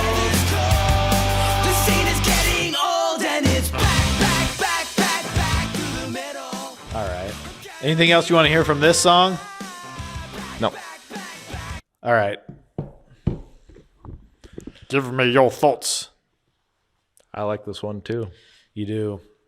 I like pretty much all these songs. Just each one of them, I say, well, now this one's stuck in my head. You know, that's the power pop, punk pop sort of thing that I like. Yeah, I could take or leave this one. Yeah, I'm not too sold on the chorus of this one. back Back to the middle. I'm gonna be high because it's a plane, but also the drugs he's done. Back to the middle. When I've had enough, I will fly. Back. Passengers, please stand by. That's where I go. All right. Passengers, please stand by. Back. Yeah. I think there's maybe two songs on this album that could not be on the album. But that's just me. They're there. I think there's some other stuff in here that's catchy. He's got to leave Hollywood. Go back Tennessee. When the weather change, when the seasons change, that's when I'll check that plane and go back to the middle. He can leave. You can't. Into freeze on Genius, they kind of spelled it sort of like internet slang. Into freeze, I'm dreaming of the palm trees. On the beat, I scheme about the city. Why should I go back? Yeah. It's an interesting question. I mean, why would you want to go back to Tennessee when it's cold? It's never cold in Tennessee. I think it snows there sometimes. Well, Nashville? That's because climate change. But he's saying in the freeze, I'm dreaming of the palm trees. Yeah. Why you want to? Why? No, well, the palm trees are California. He's saying he's back in Tennessee. He's going, God, I got to get back to California. Because the Fast and Faded, Dead in Times Square. I'm looking for Times But he's Square, going that's back in to New the York. middle. That's Tennessee because the weather's cold. The hell? He's in Times Square. I think Tennessee is the middle between LA and New York. That's where they're spending all their time. But he goes back to Nashville. But then when he's in the freeze, so when he's in the freeze, is he in New York? I don't know. And he's dreaming of the palm trees, which is in California? Yeah. And then he goes back to the middle. He says, I'll split the diff, which is internet slang for a doobie. Yeah. And then he he says, I'm going to split the diff. Passes around a doobie. Come on, baby, crash on my couch. You've got that classic Hollywood nosebleed. You've got the pedigree. It just seems like we've touched on this before, does it not? Yeah. It doesn't change the fact whether it's catchy or not. Yeah. I just feel like... Hey, I said lyrically, thematically, there's not much here. Mm-hmm. These are, to me, this album is about the songs, the music. What would you call that? Bubblegum pop, bubblegum power pop. It's a little airy, but it's catchy. I mean, I don't know. I saw that being thrown around online. You did? Yeah. Holy shit. I just said that. That's awesome. I mean, one thing said it, but I'm not going to get too caught up in genres here because that's cares? the thing. But like, I don't know. Like, I saw, but it's bubblegummy. I mean, they're pink. They're pink. Of course, it's Hello. bubblegum. And I think, you could call it that if that's what you want. Which is fine. We go back to Ghost, and you say these songs, maybe a lot of them are all just about Saint Man Junior Man. And I just say, yeah. That's what I. So whatever, man. And like you, I don't necessarily believe in Satan, right? But it's just that's the feel, right? And with this, there's kind of a feel. Yeah. If that's why I asked, You're driving out do the you want more circles. the mood or the? And so it depends. I don't know, but sometimes it's just the sound I don't like. You know? I understand. It's just so hard with what's been going on. Okay, ready? When spring, You're not ready. That's fine. when Go for it. no. When spring finally breaks, Yeah. Spring. That's why they call it spring break. I I think. Well, I can throw this on and the sun's finally shining and it's like 50 degrees here, but you Yes. feel like it's 70. Yeah. And you're just driving around listening to some pop rock. Yeah. And it puts you back in that headspace. It's like I had a cousin who I remember we were going to church once and she met us there and they had just moved back from Alaska recently. And it was like freezing out and she came outside in her like short sleeve shirt. And because she's like, well, Alaska. Where I'm from, it's dark 20 It hours felt a day. like showing off. Yeah. Like, well, you don't become like an Iceman cometh. Like you can still get cold. Yeah. Like I'd be cold and I'm cold right now, I'd be cold in Alaska. I'm not going to come back here and be like, it feels like summer. So if Friction's listening to that, maybe take that into consideration. Yeah. And also say, hey, Jane to your friend named Jane. I think you picked the wrong song. Oh, did I? Yeah. Jane is nobody, baby.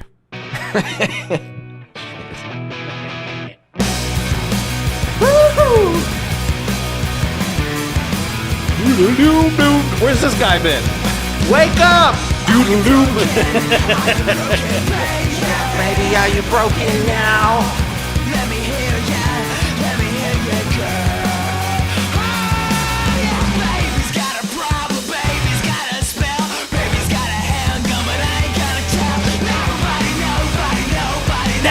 nobody, baby.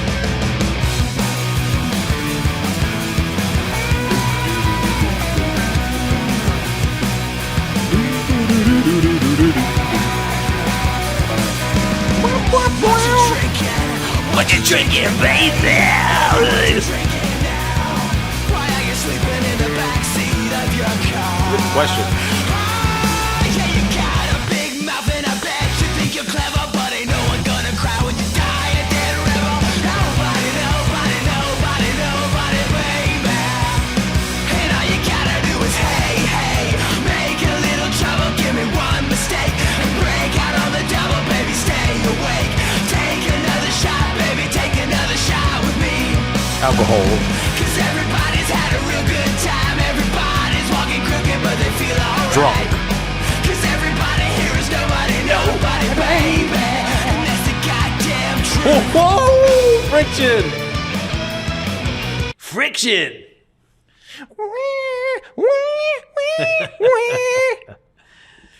Nobody, nobody, baby. I know you don't like the voice he's putting on. He's being a little stinker.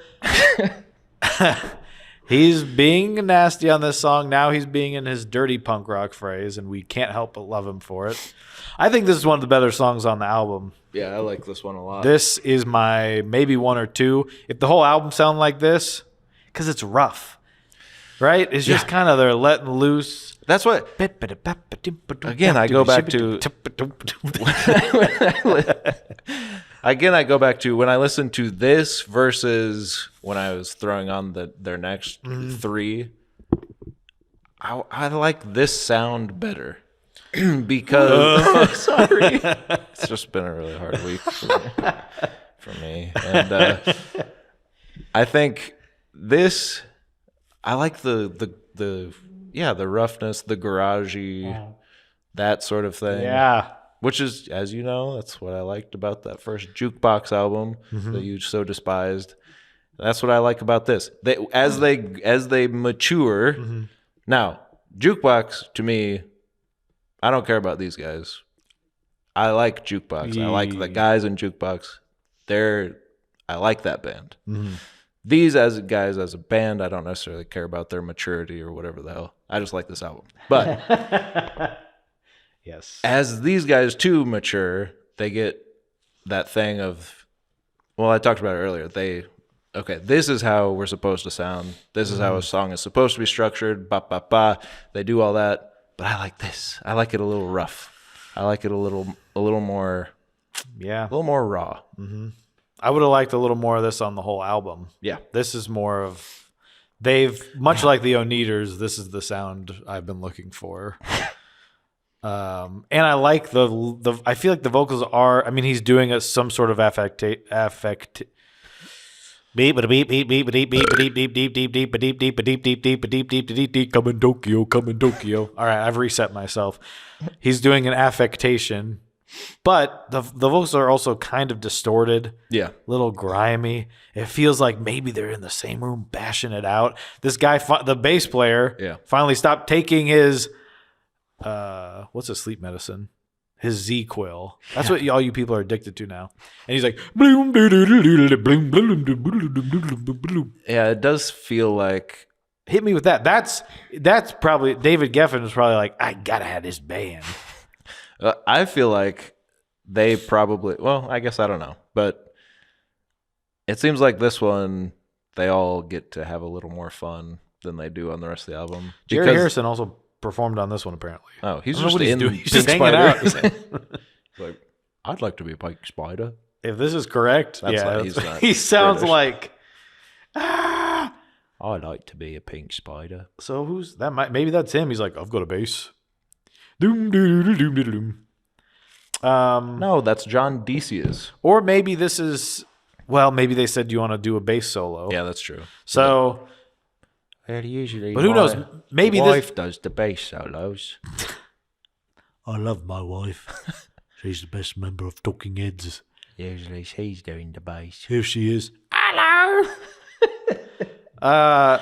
This song could also be conceded fake. Maybe this is the most fake. Maybe they're like, we got to get grimy. So they're just painting by the numbers, grimy. I don't know, but they've tricked me if that's true. I don't know. It's I like my it. top. Well, we'll get to it. It's my top song on the album. Well, actually, we'll get to it. Okay. I don't want to spoil that yet. I don't want to spoil that. But what was that you were saying earlier? Who'd you see outside and you saw her and you said... Oh, yeah. I said, hey, Jane. Oh, boy. I knew Joey was not going to like this. He hates when it slows down. Yep. Here's the thing about Joey. Because you just gave me this. That's why. Driving. They give you that so then they can do their little ballad. They don't... No one's making you do that. You have to. There's no rules in music, brother.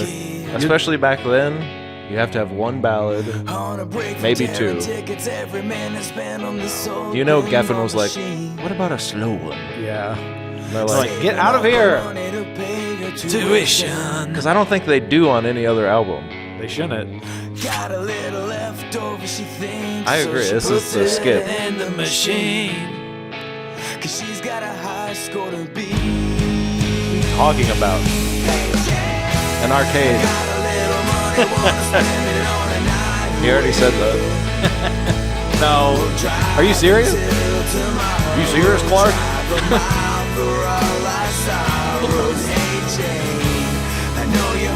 Honey, but I promise you the things will change. Oh, this is good. Just don't let your life's income Determine your life's outcome.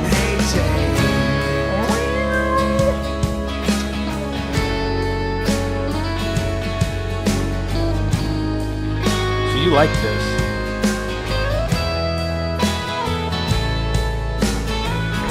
She had a good job that she traded for cocaine. Oh, no, she did not. Every day became the same, and yesterdays were celebrated but forgotten so fast. Cause everyone around her surrounds her in excess. This is Hollywood for you. Boom, boom. She's trying harder to convince herself that all the better days are not in the past, and that this paycheck's gonna last. God, I hope it does. Hey, Jay! Got a little money, wanna spend it on a night away. We'll drive until tomorrow. We'll drive a mile for all our sorrows. That's a lot. Hey, Jane, I know you're hungry, honey, but I promise you the things will change. Stop by Taco Bell. Just don't let your life's This is income determine your life's outcome. Hey, Jane. Let's see here. Oh, good. He's pulling something up.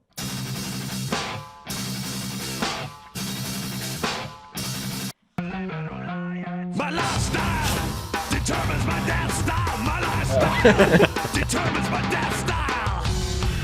So, And that's your favorite band's favorite band. yeah. It's crazy.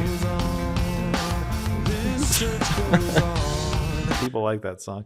My life, don't let your life's income determine your life's outcome. It just reminds me of my lifestyle determines my death style. Yeah. It's a beautiful part in Some Kind of Monster when someone comes up with that and they cannot believe their friend could think of such a thing. And for those that don't know, that's Metallica. That's Metallica. That's from their album Saint Anger.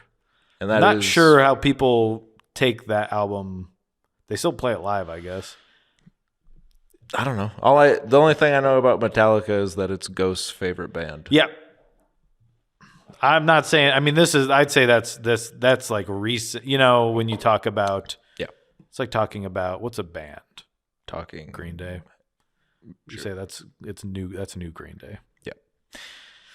So that just reminded me of that because this came out first. So Friction stole that. He thought he could get away because he changed it, but he's still using the word determine, which is a little too close for comfort for me. I'd like a formal apology for all the Metallica heads out there. This, I believe, is my other skip on the album. Yeah, I mean, I do once the chorus comes, Yeah. I like it. I like the harmonizing on. Yeah. But it is, if I'm just driving, I'll skip this one. Yeah, I'll Because- pull over and take it out of my car. because I want the fun power pop stuff. I don't need a ballad. And it's just the same thing. She's in Yeah. Hollywood and she's not low on money. yeah, And I know you're hungry, but hey, we're gonna get there, baby, and don't you worry. yeah, yeah. I agree. And I think, like I said, I maybe a couple slower songs on some of the stuff I just listened to this week of their more recent stuff. I think it does kind of ring of like, you got to do a slow one. And maybe not. Maybe they wanted to. I don't know. I don't care. I don't like the slow songs like this where it's sort of just that clean electric guitar. I don't know. I'm picky. I'm picky. Yeah. But, it's some people like, I don't know. Or do you have anything else to say? No. I just think some people like things a certain way, like they like things maybe a little bigger. But in the category of people liking things bigger, I would say I'm still 3 shy. The interstates and 18-wheelers, the sketches on the rest stop bathroom stalls. I call it from a hotel, payphone so far from it all. Turn that up a little bit on your end. Yes, sir. Hypnotizing. The tires turn the dirt for miles and miles. I wanna see the Nashville skyline only for a while. Cause I heard about the party last night. I heard that there were drugs and fist fights. When all I see are miles of streetlights, that's when I miss home. So I try to forget it, but I die inside. Every time I miss it, cause you're still 3 shy. Don't you forget it's not a party when you're gone. And if the cops come by, have a drink and tell them this one's for the boys. And I will try to forget that I'm gone. 1,000 miles until the ocean. Casinos sit a couple miles ahead. The city's in the rearview mirror. Tennessee's in bed. And I'm drinking at the blackjack table. A cigarette is hanging from my lips. My head is spinning round in circles as I take A lot going on the right here. Yeah. That's kind of cool. I hope you found your way home alright. Cause underneath the sea of bright lights, I feel alright here. And I try to Put Jerry Harrison all these damn songs. I don't know if I trust this. still 3 shy. Yeah, according to Wikipedia, it was only Hey Jane. Right. But- And he produced it, but this is saying he's performing. on Oh, all that's these. right. So I don't know. Man. I don't know. Maybe he. I Maybe don't he know. did. I'm gonna have to. Do you have the CD? Somewhere. Okay. So yeah, because I'll he was look listed into as it. producer on here on the last song. Oh, But here's what's crazy: didn't perform on it. No, he did. Oh.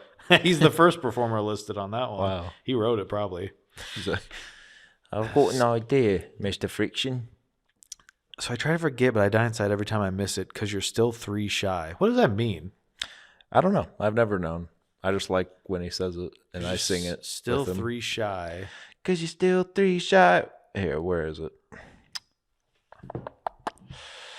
So I try to forget, but I die inside every time I miss it because you're still 3 shy. Don't you forget it's not a party when you're gone. When we're gone, Or when we're gone. because they're on the road.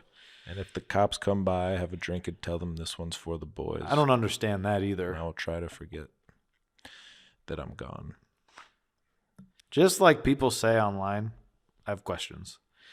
If the cops come by, have a drink and tell them this one's for the boys. Yeah, the boys in blue. So aren't they the boys? Aren't Pink Spiders the boys? Like the cops come by and they're like, we're drinking because the Pink Spiders are out of town and we miss them. yeah. That's just interesting. Yeah, they're the boys. Yeah. It's not a party when we're gone. They've left. And if the cops come by, have a drink and tell them this one's for the boys, and I'll try to forget that I'm gone. Now I'm drinking at the blackjack table. A cigarette is hanging from my lips. That classic little ciggy. My head is spinning around in circles as I take a sip because I heard you split a cab home last night. Yep, she about to. Oh. I hope you found your way home all right, because underneath a sea of bright lights, I feel all right here. Isn't it hard being in a band? You've had one album out. They've probably been on one 10-day tour. Mm-hmm. It's crazy to think about. It's hard from the road. Being on the road that much on your first big album that you're writing about before it happens. So, yes, this is a song on the album, but they picked it back up. What do you think about this one? I like singing this, along. I like this one a lot. This one's up there for me. I like the chorus, how it go. It has a couple little. I like the chorus, how it go. With the and if the cops come by, have a drink and tell them this way. It kind of goes into This a one's different. for the boys. Musically, it doesn't just repeat the same. I don't know what you call that. Yeah, Chords. I'm an idiot. I don't know anything about music. Listen to me. What is that going on in the right ear there? We know. You know? So, yeah, this one's a little fun track. You know how it kind of goes up? Yeah. But the music is kind of doing that. It goes a little. Is that a sharp? Maybe it goes sharp. Maybe it goes a little. Yeah. It goes or a minor, a major to a minor. Goes like this, the fourth, the fifth. Like those bands from the 70s you're talking about. Going after a major, going after a minor. I like this song. It's a good, catchy song. To me. Yeah, but there's something the music could use, right? Which is like, for example, when I go to Hawaii, I'm not complete until someone come up to me and around my neck, they Adalae. Joey's mad. You don't like fucking drinking songs or whatever. There's like, ding, ding, ding, ding. Oh, turn it. Yes, sir. Adalae, you're only precious till you meet your needs. He's pissed at her. Adalae, Turn it down a little. you say we'll see you on the silver screen. Hollywood. When you're down, you know this town's just not for you.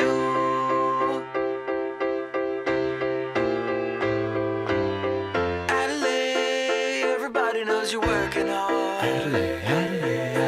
Adalae, you see the sunset on the boulevard. Probably Sunset Boulevard. Adalae, your only enemy is the calendar. Your only enemy. These complaints for dedications tried and true.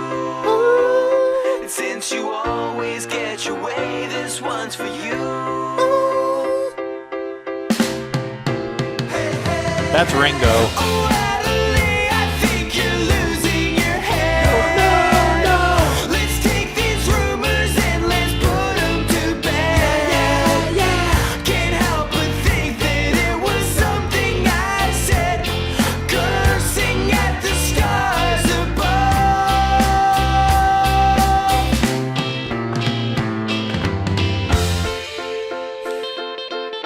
Holy crap.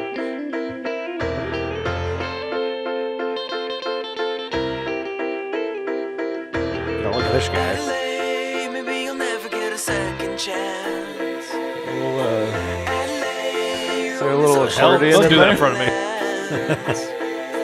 Just in the back. Cause everybody knows your circumstance. So arch your back, girl, cause you're always on display. And you know you're only worth what you get paid. Oh, Adalae, I think you're losing your head. All right. That's Adalae by the Pink Spiders. On Earbuds Radio.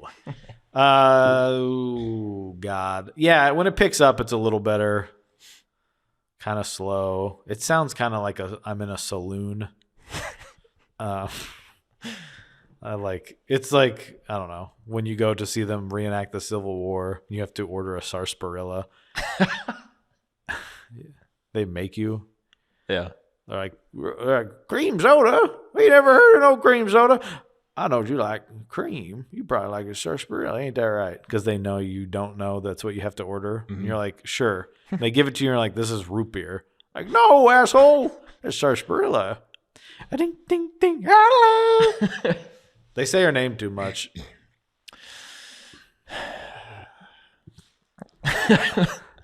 You don't like Beatles. You don't like Kinks. You don't like the Knack. Well, you don't like. Wouldn't I these just go old- listen to them instead? I mean, it's not exactly that. But It's do I just do? in I that mean, vein. in That's all what I'm honestly, asking. Yeah, that's what I'm asking. do I listen to the Beatles? No. Well, neither do I, but I know that I like them intrinsically. Yeah, I mean, you have to. Well, Oh my goodness, there's one Beatles album I do like, but it doesn't sound like this. Oh, it's about an octopus. Whoa. So yeah, this one's fine. I just with this one because of there's not much musically, maybe. This is the most Or it's like- interesting musically. Yeah, but I just mean like upbeat, like with the rest of the album. Uh-huh. It's a little slower. Yes, there's an accordion somewhere in the ether. I mean, it's like a different genre almost. I just feel like it's the same. The lyrics, Sure. the vocals are more pronounced because it's not as much of a like rock song. Yeah. I just feel like they're talking about the same thing. Yeah. I think maybe I think they do it better on this one. right, but I've already heard it Yeah, I agree. too many times, and like by this point in the album, I think this is where I'm like, whew, you got a lot of songs on here that are touching on the same thing for me. Yeah. Maybe bump this one up in the track listing Yeah, for your old boy Joe. I could close out side one with this. I think that might be Close out side one. Take Hey Jane off. Yeah. Yeah. I agree. When we heard this for the first time, and the first time in that first verse, the little guys come up and say, Adalae, Adalae, Adalae, on the side. My brother laughed out loud because he liked it so much. And what's that worth? That's Isn't it- worth it's everything priceless to me. I'll never. Well, ever, okay. We're saying the same thing. You just said it different. What's that worth? I said it's Nothing. priceless. Everything. I What did said it's say? priceless, and you said it's worth everything. Yeah, which but I it's get the is the same. same thing. But I'll never forget that. Mm-hmm. We listened to just that track over and over and over again. For that, Just to hear that, we part. couldn't believe what we were hearing. That's awesome. No, we were young people. Yes, that's like when I rented Rat Race, and John Cleese says we're cutting to the chase and starts laughing out loud. Yeah. And I crawled up to my player and hit rewind over and over again. Yeah. That's just something you can't. Music is like that. Yeah. Well, it's stuff like The Pink Spiders are music's Rat Race. That's the pull quote, folks. Imagine that's on the poster for the new album. Music's Rat Race. Joey. From now defunct podcast earbuds. That's good. Well, we can't take. It's just been a hard week. You can't take that away from Adalae, can you? A little memory to go with it. No. But aside from that, I still think it's a fun. I think it's interesting. I think it's musically the most interesting, probably, because it is the piano, and then you have the the drum part into the almost like the reggae on the offbeat, the boom, ching, ching, ching, Is there guitar much part. of anything like this on their? At least that you No. heard on their new album. No, that's the thing. That's why I like this. You take those little chances when you're younger. When you get old, you know how to do it, so you just write the most boring stuff. I don't get that. But I know it's hard I know it's probably hard. I wouldn't know. I'm still a very young man and doing my best work. Yeah. But, I mean, that was, again, not to bring up my band again, but... Well, yeah. You hate to do that. But even that, when we were recording that with the producer, And all the interesting drum parts that I thought I had, he was like, "What if we tried boring?" Basically, and then everything became boring. They zapped my young, interesting creativity from the get-go. Why do you think that is? They're just like, that's too much. He was thinking it should be more pop rock, and I was trying to do a little more. Not even really though. It was just like a few drum parts that were not 4 on the floor. But I wonder, it doesn't matter now, of course, but sometimes when you make pop music, you take. Are you done? No, I'm listening to you. You said you take the easy way out. Oh, I was gonna say to you. Good. You're talking about being young, and I hope we get to see you get older. I'd hate to see you take the easy way out. Hold on, we gotta listen to this again because I'm mad about it. No, I gotta start over because I'm talking over it. I just gotta scream some shits. All right, we're rolling, man. Hit me, Jackal. Fucking rolling. This is Jackal. Bob Ferrari is Maybe also Jackal. Fucking rolling. Maybe that's Jerry Harrison. Maybe he's Jackal. He's like, we can't call you Jerry. Hit me, Jackal.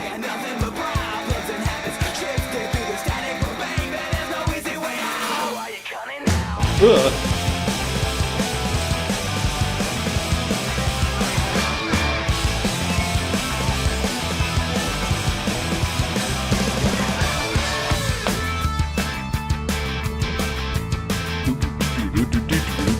Hey, it's obscene and it's green and it's automatic. I know how to make it seem like it's your fault. I believe it when you're saying you need it for the sway. When I'm screaming through the troubles that the drugs won't solve. I'm just another substance abuser, but baby, I'm the future and I know there's no easy way out. I got nothing but problems and habits shifting through the static, but baby, there's no easy way out. Why you coming down?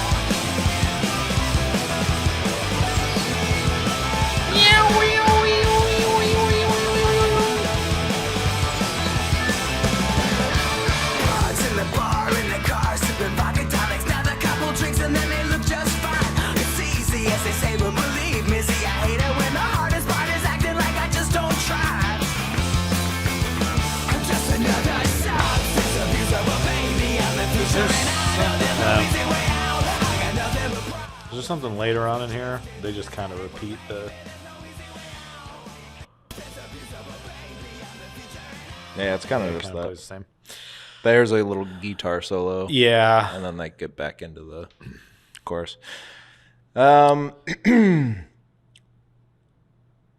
this is essentially the penultimate song, if you don't Yeah. include the secret song. Okay.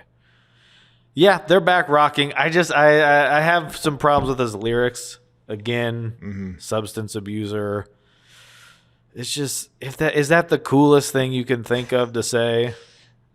Because I like this song, and I like it's catchy, and I like some of the other. And I know there's no easy way out. I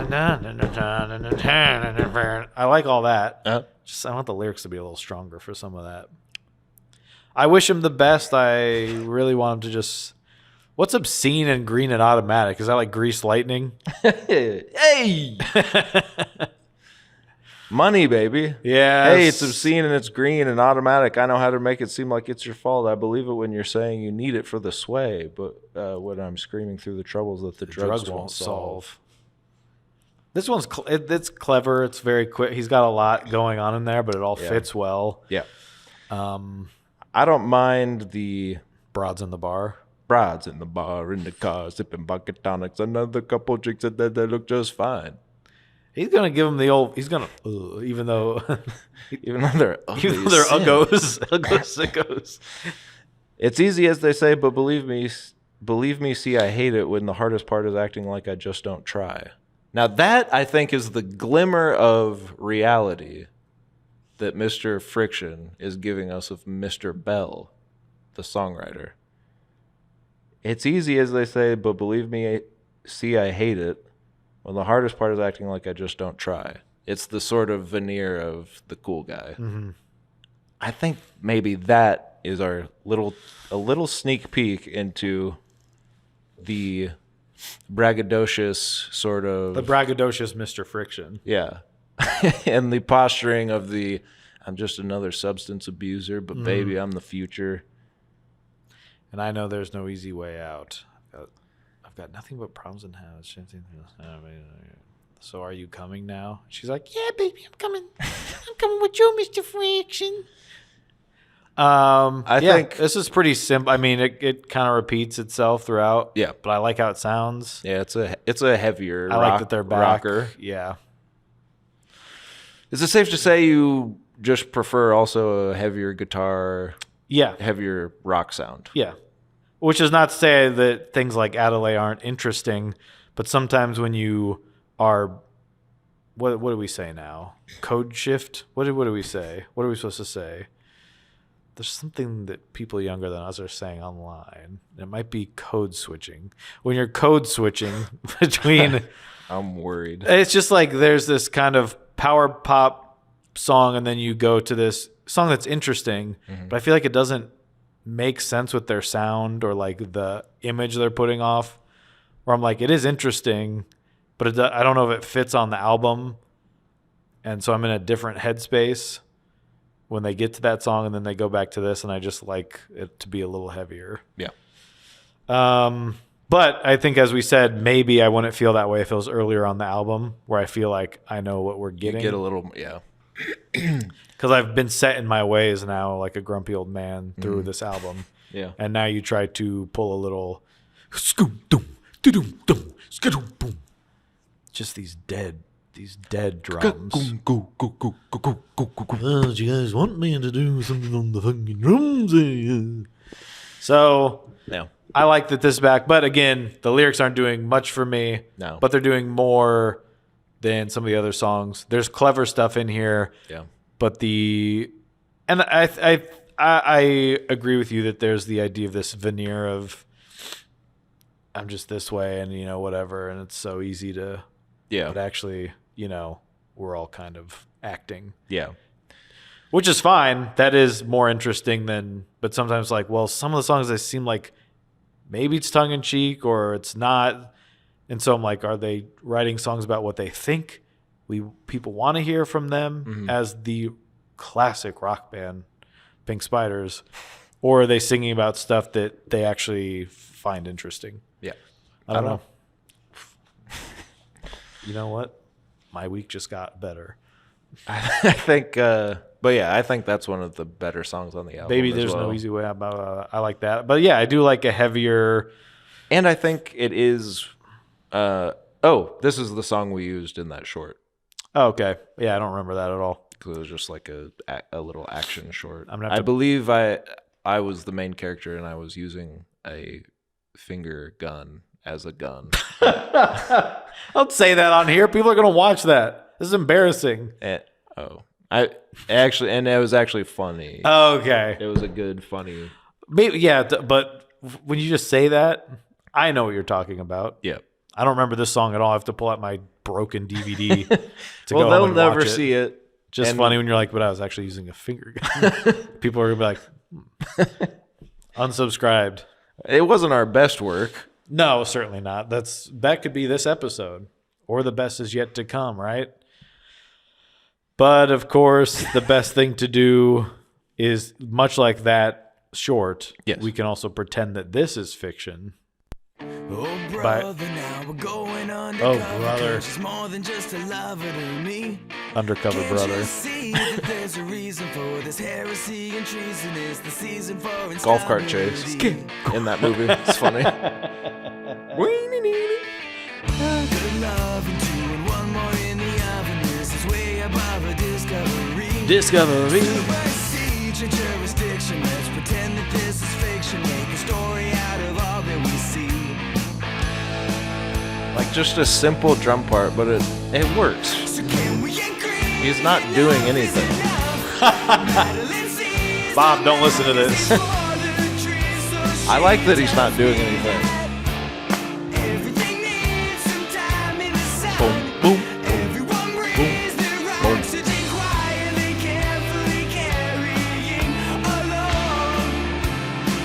that a damn horn section in there?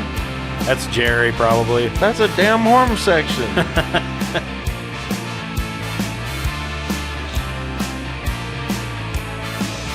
Hey neighbor, can I ask you for a favor? See, I'm sketching up the neighborhood's dreams. 'Cause I What? need to hit the walls of coffee bars and shopping malls and show the world a side that they've never seen. So what do you think about teaming up? Gravity sleeps when we see that all we are is not all we will be. 'Cause everything needs some time in the sun. What do you think about it's the season for instability?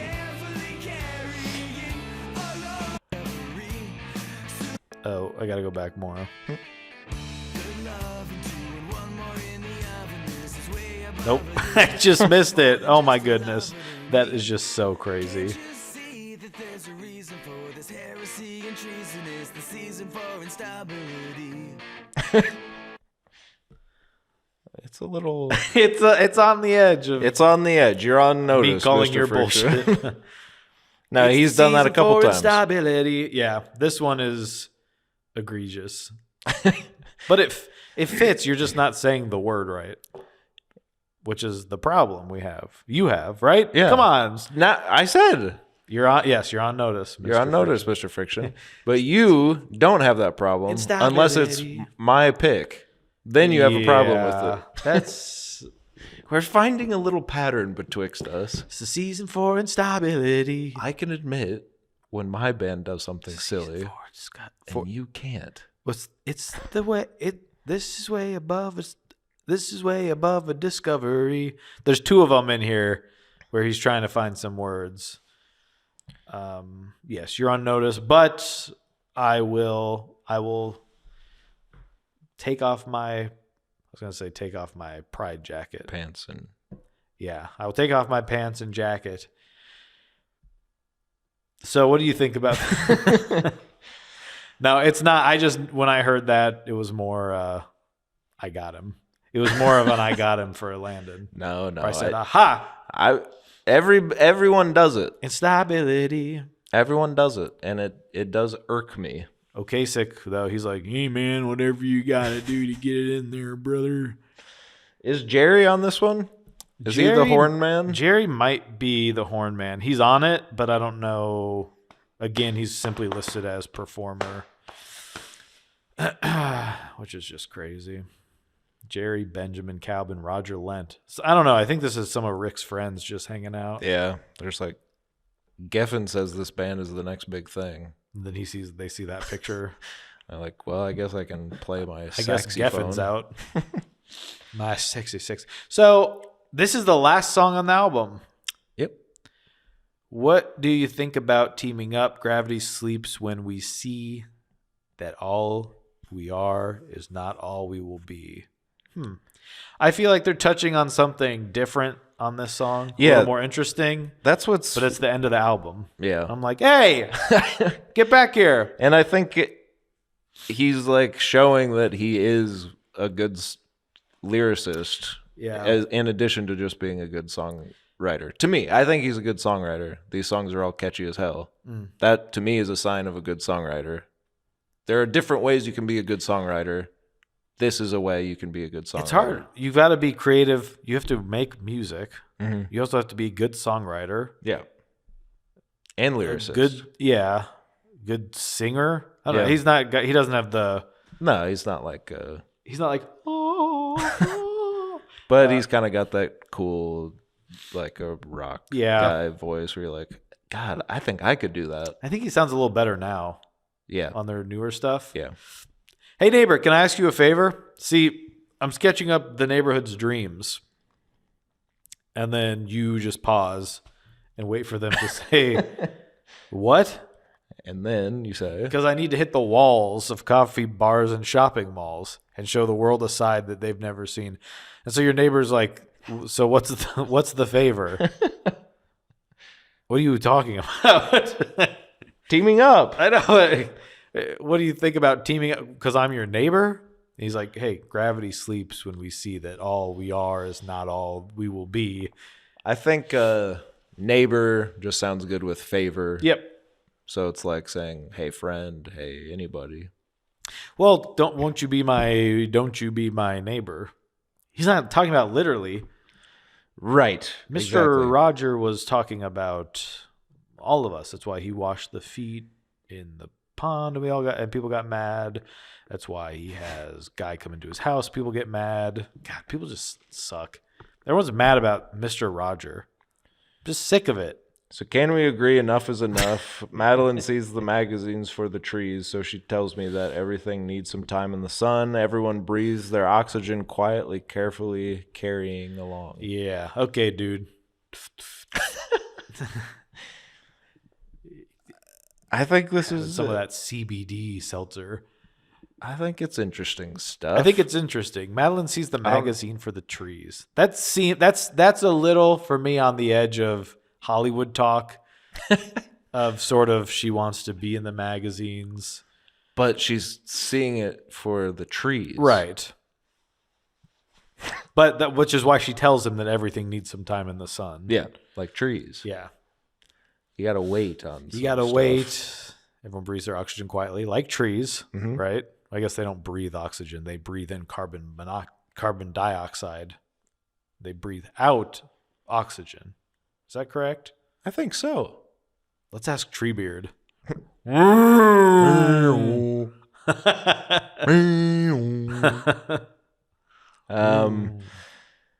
Pippin. Yeah, okay, buddy. All right, buddy. Bob Ferrari. Neighbor. So cool. I think it's cool. And then at the end, it goes into a little bit of there's like a little. Oh, you want to go to that? You don't have to. Yeah, this part.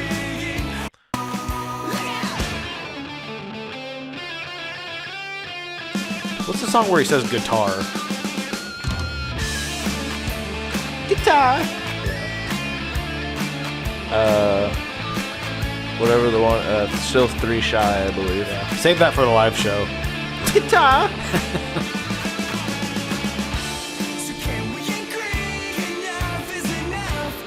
Yeah, okay, so this makes sense more to me as the last song on the album Yeah. than what I'm seeing.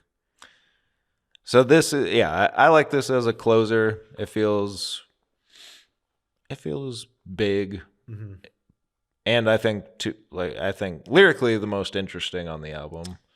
Musically maybe the most interesting because there's horns. There's a little more to it. This one feels, as you've said now, I never saw it before, but yeah, of course, it feels a little jellyfish. Yeah, and I love that.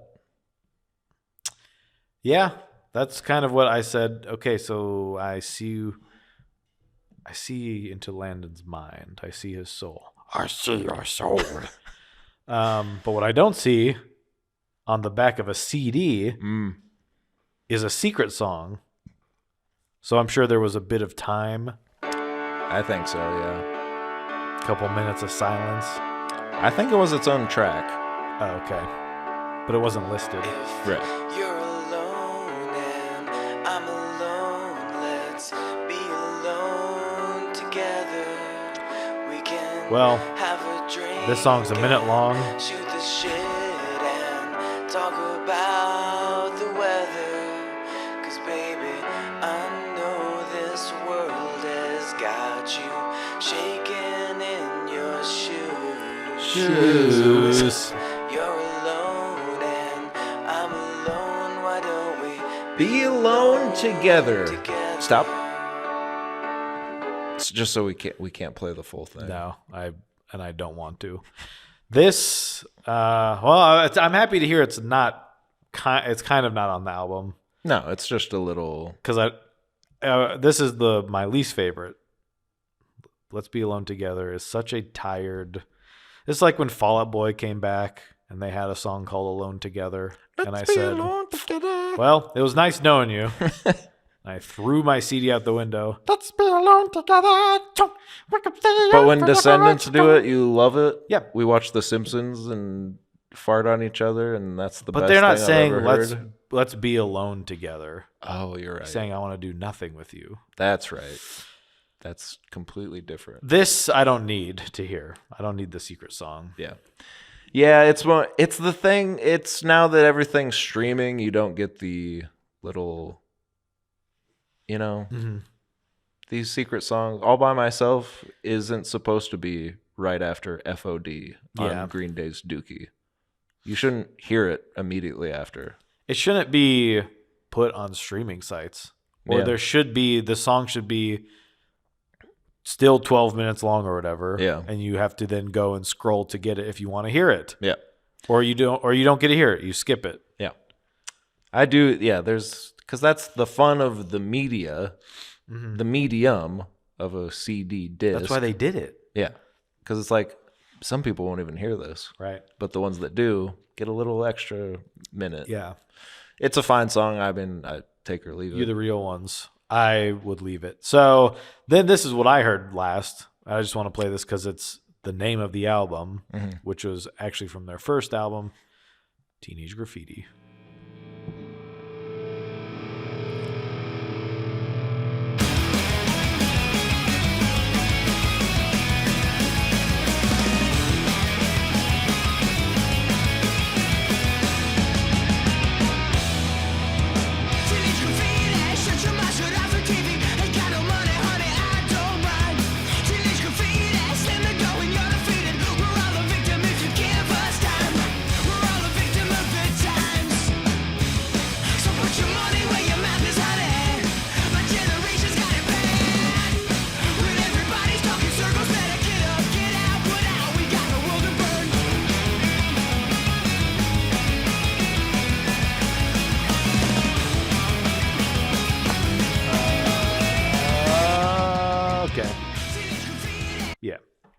Song is awesome. Yeah. I really like this one, and I didn't understand the track listing because I was like, is this a bonus track? Because it's so weird at the end. I think it is a bonus track. I think they did it on the first Hot Pink, and then they put it out. This is probably the one Geffen heard, and he's like, I gotta have that band. So he's like, put it on the album. I don't think so. They said, no. But we'll name the album after it. And he's like, you're very weird. I think I like this song too. I think it's cool. I think it's more of the punk vibe, which I also Caught me. Which I also like. I think to me it reeks more of a Geffen type being like, that doesn't really fit the pop rock thing that we're trying to do. So you think he molded them into his image? I don't know. I just think they snuck a couple heavier, harder songs on there, and I think this one doesn't quite have the catchy chorus aspect. Right. Like, it's catchy, but I it's like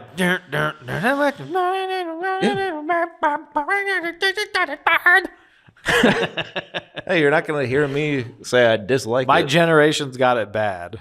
And lyrically, it's cool.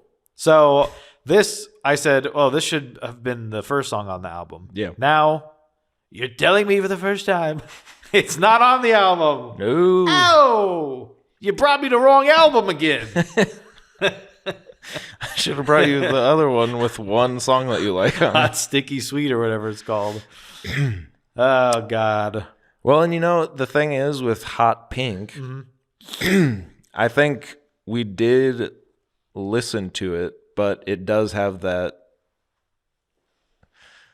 There's the sweet spot of sounding raw and real and then sounding like kind of too bad that you're like, well, I don't like that. Let me, I just while we're here at the end of this, we talked about Modern Swinger maybe being you said maybe the best song on the album. Yeah. I just want to hear that version from the original album quick.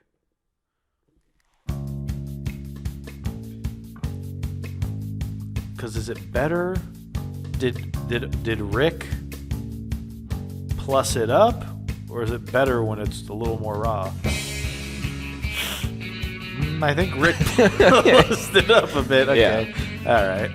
Well, I Well, tried. And I think, let's hear how he sounds.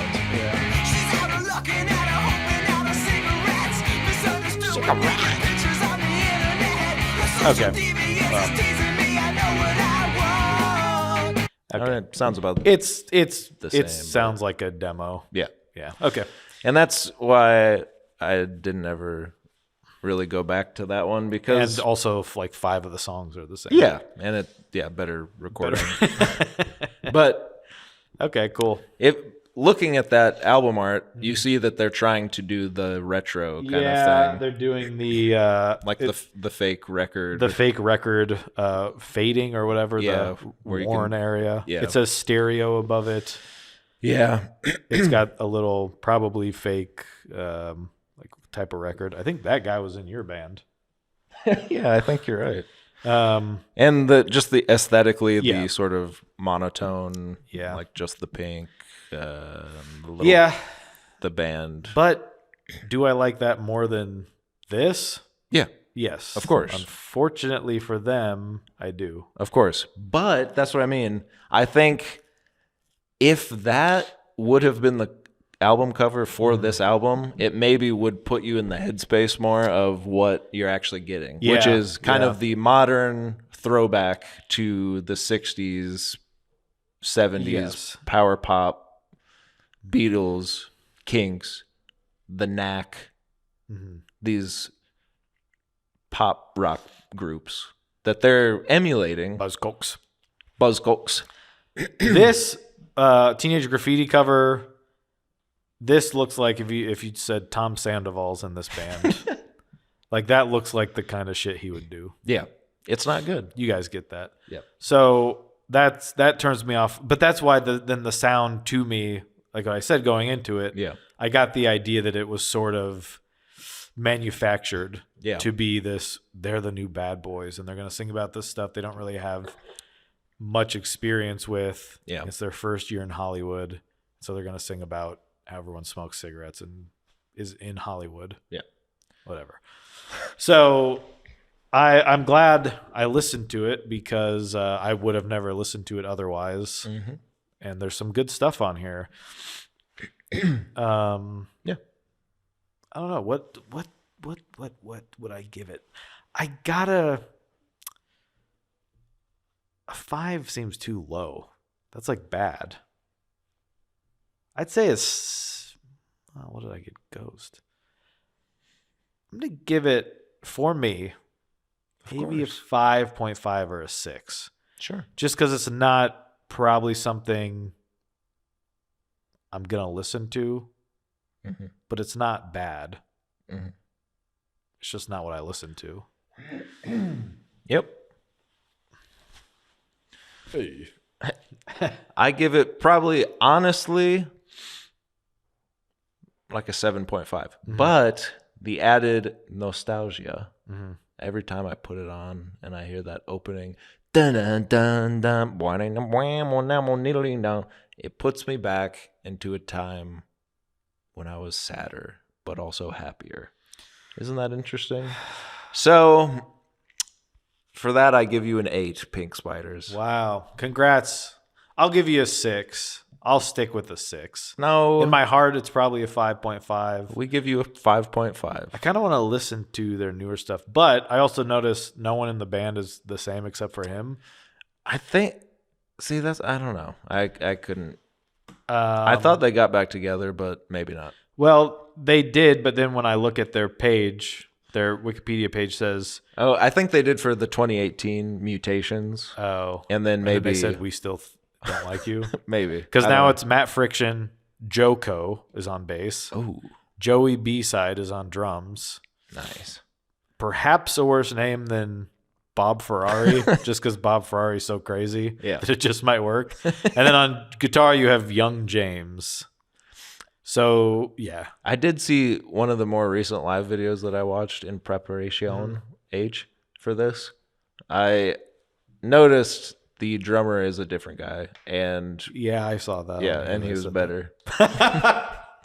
But it kind of didn't work as good. That's what I mean. I kind of like old Bob Ferrari's minimalist approach to these songs, where it's just that, again, that 60s sort of, I'm not going to overdo it here because the song don't call for that. God damn it. It's always interesting to me, too, when they're not I wouldn't say they're a small band. Like, they have a following. Yeah. And they can probably do smaller tours or something. Yeah. But to stick with that name when you weren't, they're not huge. Yeah. And it's like they're really going off of the Pink Spiders legacy. Yeah. When everyone has basically gone except for the lead singer now. Yeah. The main songwriter. It's kind of just like Pink Spiders is his thing, I guess. Yeah. Instead of just forming a new band. I don't know. Well, I think he did, and it doesn't work because they already, with the Pink Spiders, they already got the 1 in a million, like, lottery ticket of someone wanting to sign them. It's what every band wants. So to try to do it twice, is like, why would you? I mean, I know why you would, because you don't want to be the Pink Spiders anymore. Yeah. But you kind of can't trade that in because it doesn't happen twice for someone. Like you said, they had some success, but it's not like they're, it's not like they're, I don't know, who's a big band that would then start another band where automatically the fans would just know, like, oh, now, well, maybe one that I might be picking this week. Well, there you go. Actually, now that you say that. Let's get into it. Let's see. Well, thanks for bringing this to me. Sure. You still won't tell me everything about this album, but that's okay. Well, maybe we'll never know the true meaning. You're having of the a Pink rough Spiders. week. So So, but yeah, this was a good pick. Happy I got to listen to it. I listened to it more than I needed to, and that's a good sign, I think. Sure. So, and we can maybe cut some of this out where I talk about my week. No, where I had maybe 3 bands that I wanted to go with, and we recorded this, even though yes, it was my idea, maybe a little sooner than we thought, where I hadn't quite picked. I was trying to think of a few things. There's a band that I just put out an album in 2023, new band. And I was thinking that would be interesting because I like that. to hear about a new band. But here's the problem. I haven't listened to the full thing.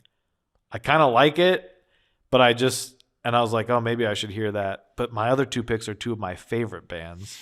And I keep not wanting to go to the well of picking my favorite bands. Yeah. But we kind of have to at some point. Well, yeah. I feel like I've gone off on a few. I think we've both gone off in different directions than we. I think we'll get to this newer band sometime, just because it's interesting to hear a brand new band. Well, here's my that I question: just got into what? Are any of them like related to this at all? Like we try to do, or are you just kind of going rogue? It's fine either way. Well, so Whatever your answer is fine. what I wanted to do was one of them. I was trying to think, well, what was I listening to at this time when I'm saying clearly this isn't what I was listening to. There's a band who at this time was my favorite albums of all time. It's very different than this. But I wanted to talk about their next album. So I was thinking of going that route just to see what I was listening to when this was out. The other one that's another favorite, let me pull this up for you. I wanted to do this one because it is one of my favorite albums. I'll just say that right off the bat, which is and you know about my week. So it will be hard for you to come in here and shit on me. But they also did have a black and pink cover. And there's something lyrically in here that relates. And something we just talked about. Actually, a couple things we talked about, which I'll have to write down. But I think we'll go with this. Okay. Just because we might as well, and it fits the pink. The album cover is black and pink, something we just said we don't like, but I do like this album cover. Again, something. And We contain multitudes. There's Multitudes of opinions that don't make sense. There's a small lyrical thing in here that when you hear it, you'll say, okay, I think you're stretching, but it's funny. And it's one of my favorite albums. And it's different. I just wanted to go a different route with what we're listening to. Love it. This is Low Teens by Every Time I Die. For you, Thank you. Landon. No. Thank you. I believe there's a deluxe edition. Oh. I don't know where I have to find you'll have to find what the actual, Okay. at least for me on my listing device. Mm-hmm. It looks like if you're using Apple Music out there, they only have the deluxe edition. Yeah. I'm only Which seeing that. we don't want to do just because that's not the album, not right. man. So the actual album is, how many songs are on that deluxe? 15. Yeah. So I'll just tell you here, the actual album's 13 songs.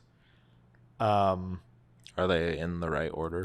They're all in the right order. The weird thing is, on the deluxe edition, they put new songs in random spots. So songs, do you have the deluxe edition pulled up? Yeah. Song 7, Nothing Visible, Ocean Empty, is not on the original album. I'm deleting it from the internet. And then song 13, Skin Without Bones. This I really wanted to listen is to not that an one. original. You can listen to it on your own time. No, I will. No, I won't. No, I will. No, I will. This is kind of a recent album, huh? Yes. I'd say this was their penultimate album, which we'll have to get into on the next episode. 2016. So, yeah, whatever. almost 8 years ago. Oh, my God. Time's flying. So, this is, to me, I mean, we'll talk about it next week, right? Yeah. We're not going to do it at the end of this one. No, that'd be crazy. So 13 songs, that leaves it, that's about 43 minutes. That's a good length. Yeah. We'll go with that. Every Time I Die, Low Teens. Yes. Pink and black, as we like to say on this show. Yes. That's been Earbuds, ladies and gentlemen. Yes. Pink Spiders, thanks for hanging out with us. Appreciate it. We kind of like you. Yeah. And I'm going to check out your new ones just because I'm interested. God, I love it. This is the show, Earbuds. Follow us on Instagram. If you're watching us on YouTube, go subscribe on our podcast, your podcast platform of choice. It helps us out because I don't know how you rate things anymore. No. And it's great that you're watching, but even if you just subscribe, you don't have to download the episodes. I don't know. This is what they tell us we have to do.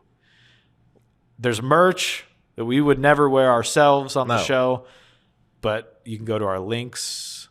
What is it? Earbuds? It's in the show notes, baby. Hell yeah. Bye. Each week we listen to an album, here's our mind. Just know it's gonna take about 3 hours of your time to hear us complain or praise each other's taste. But no matter what, at the end of the day, we're just best friends who love different music. We are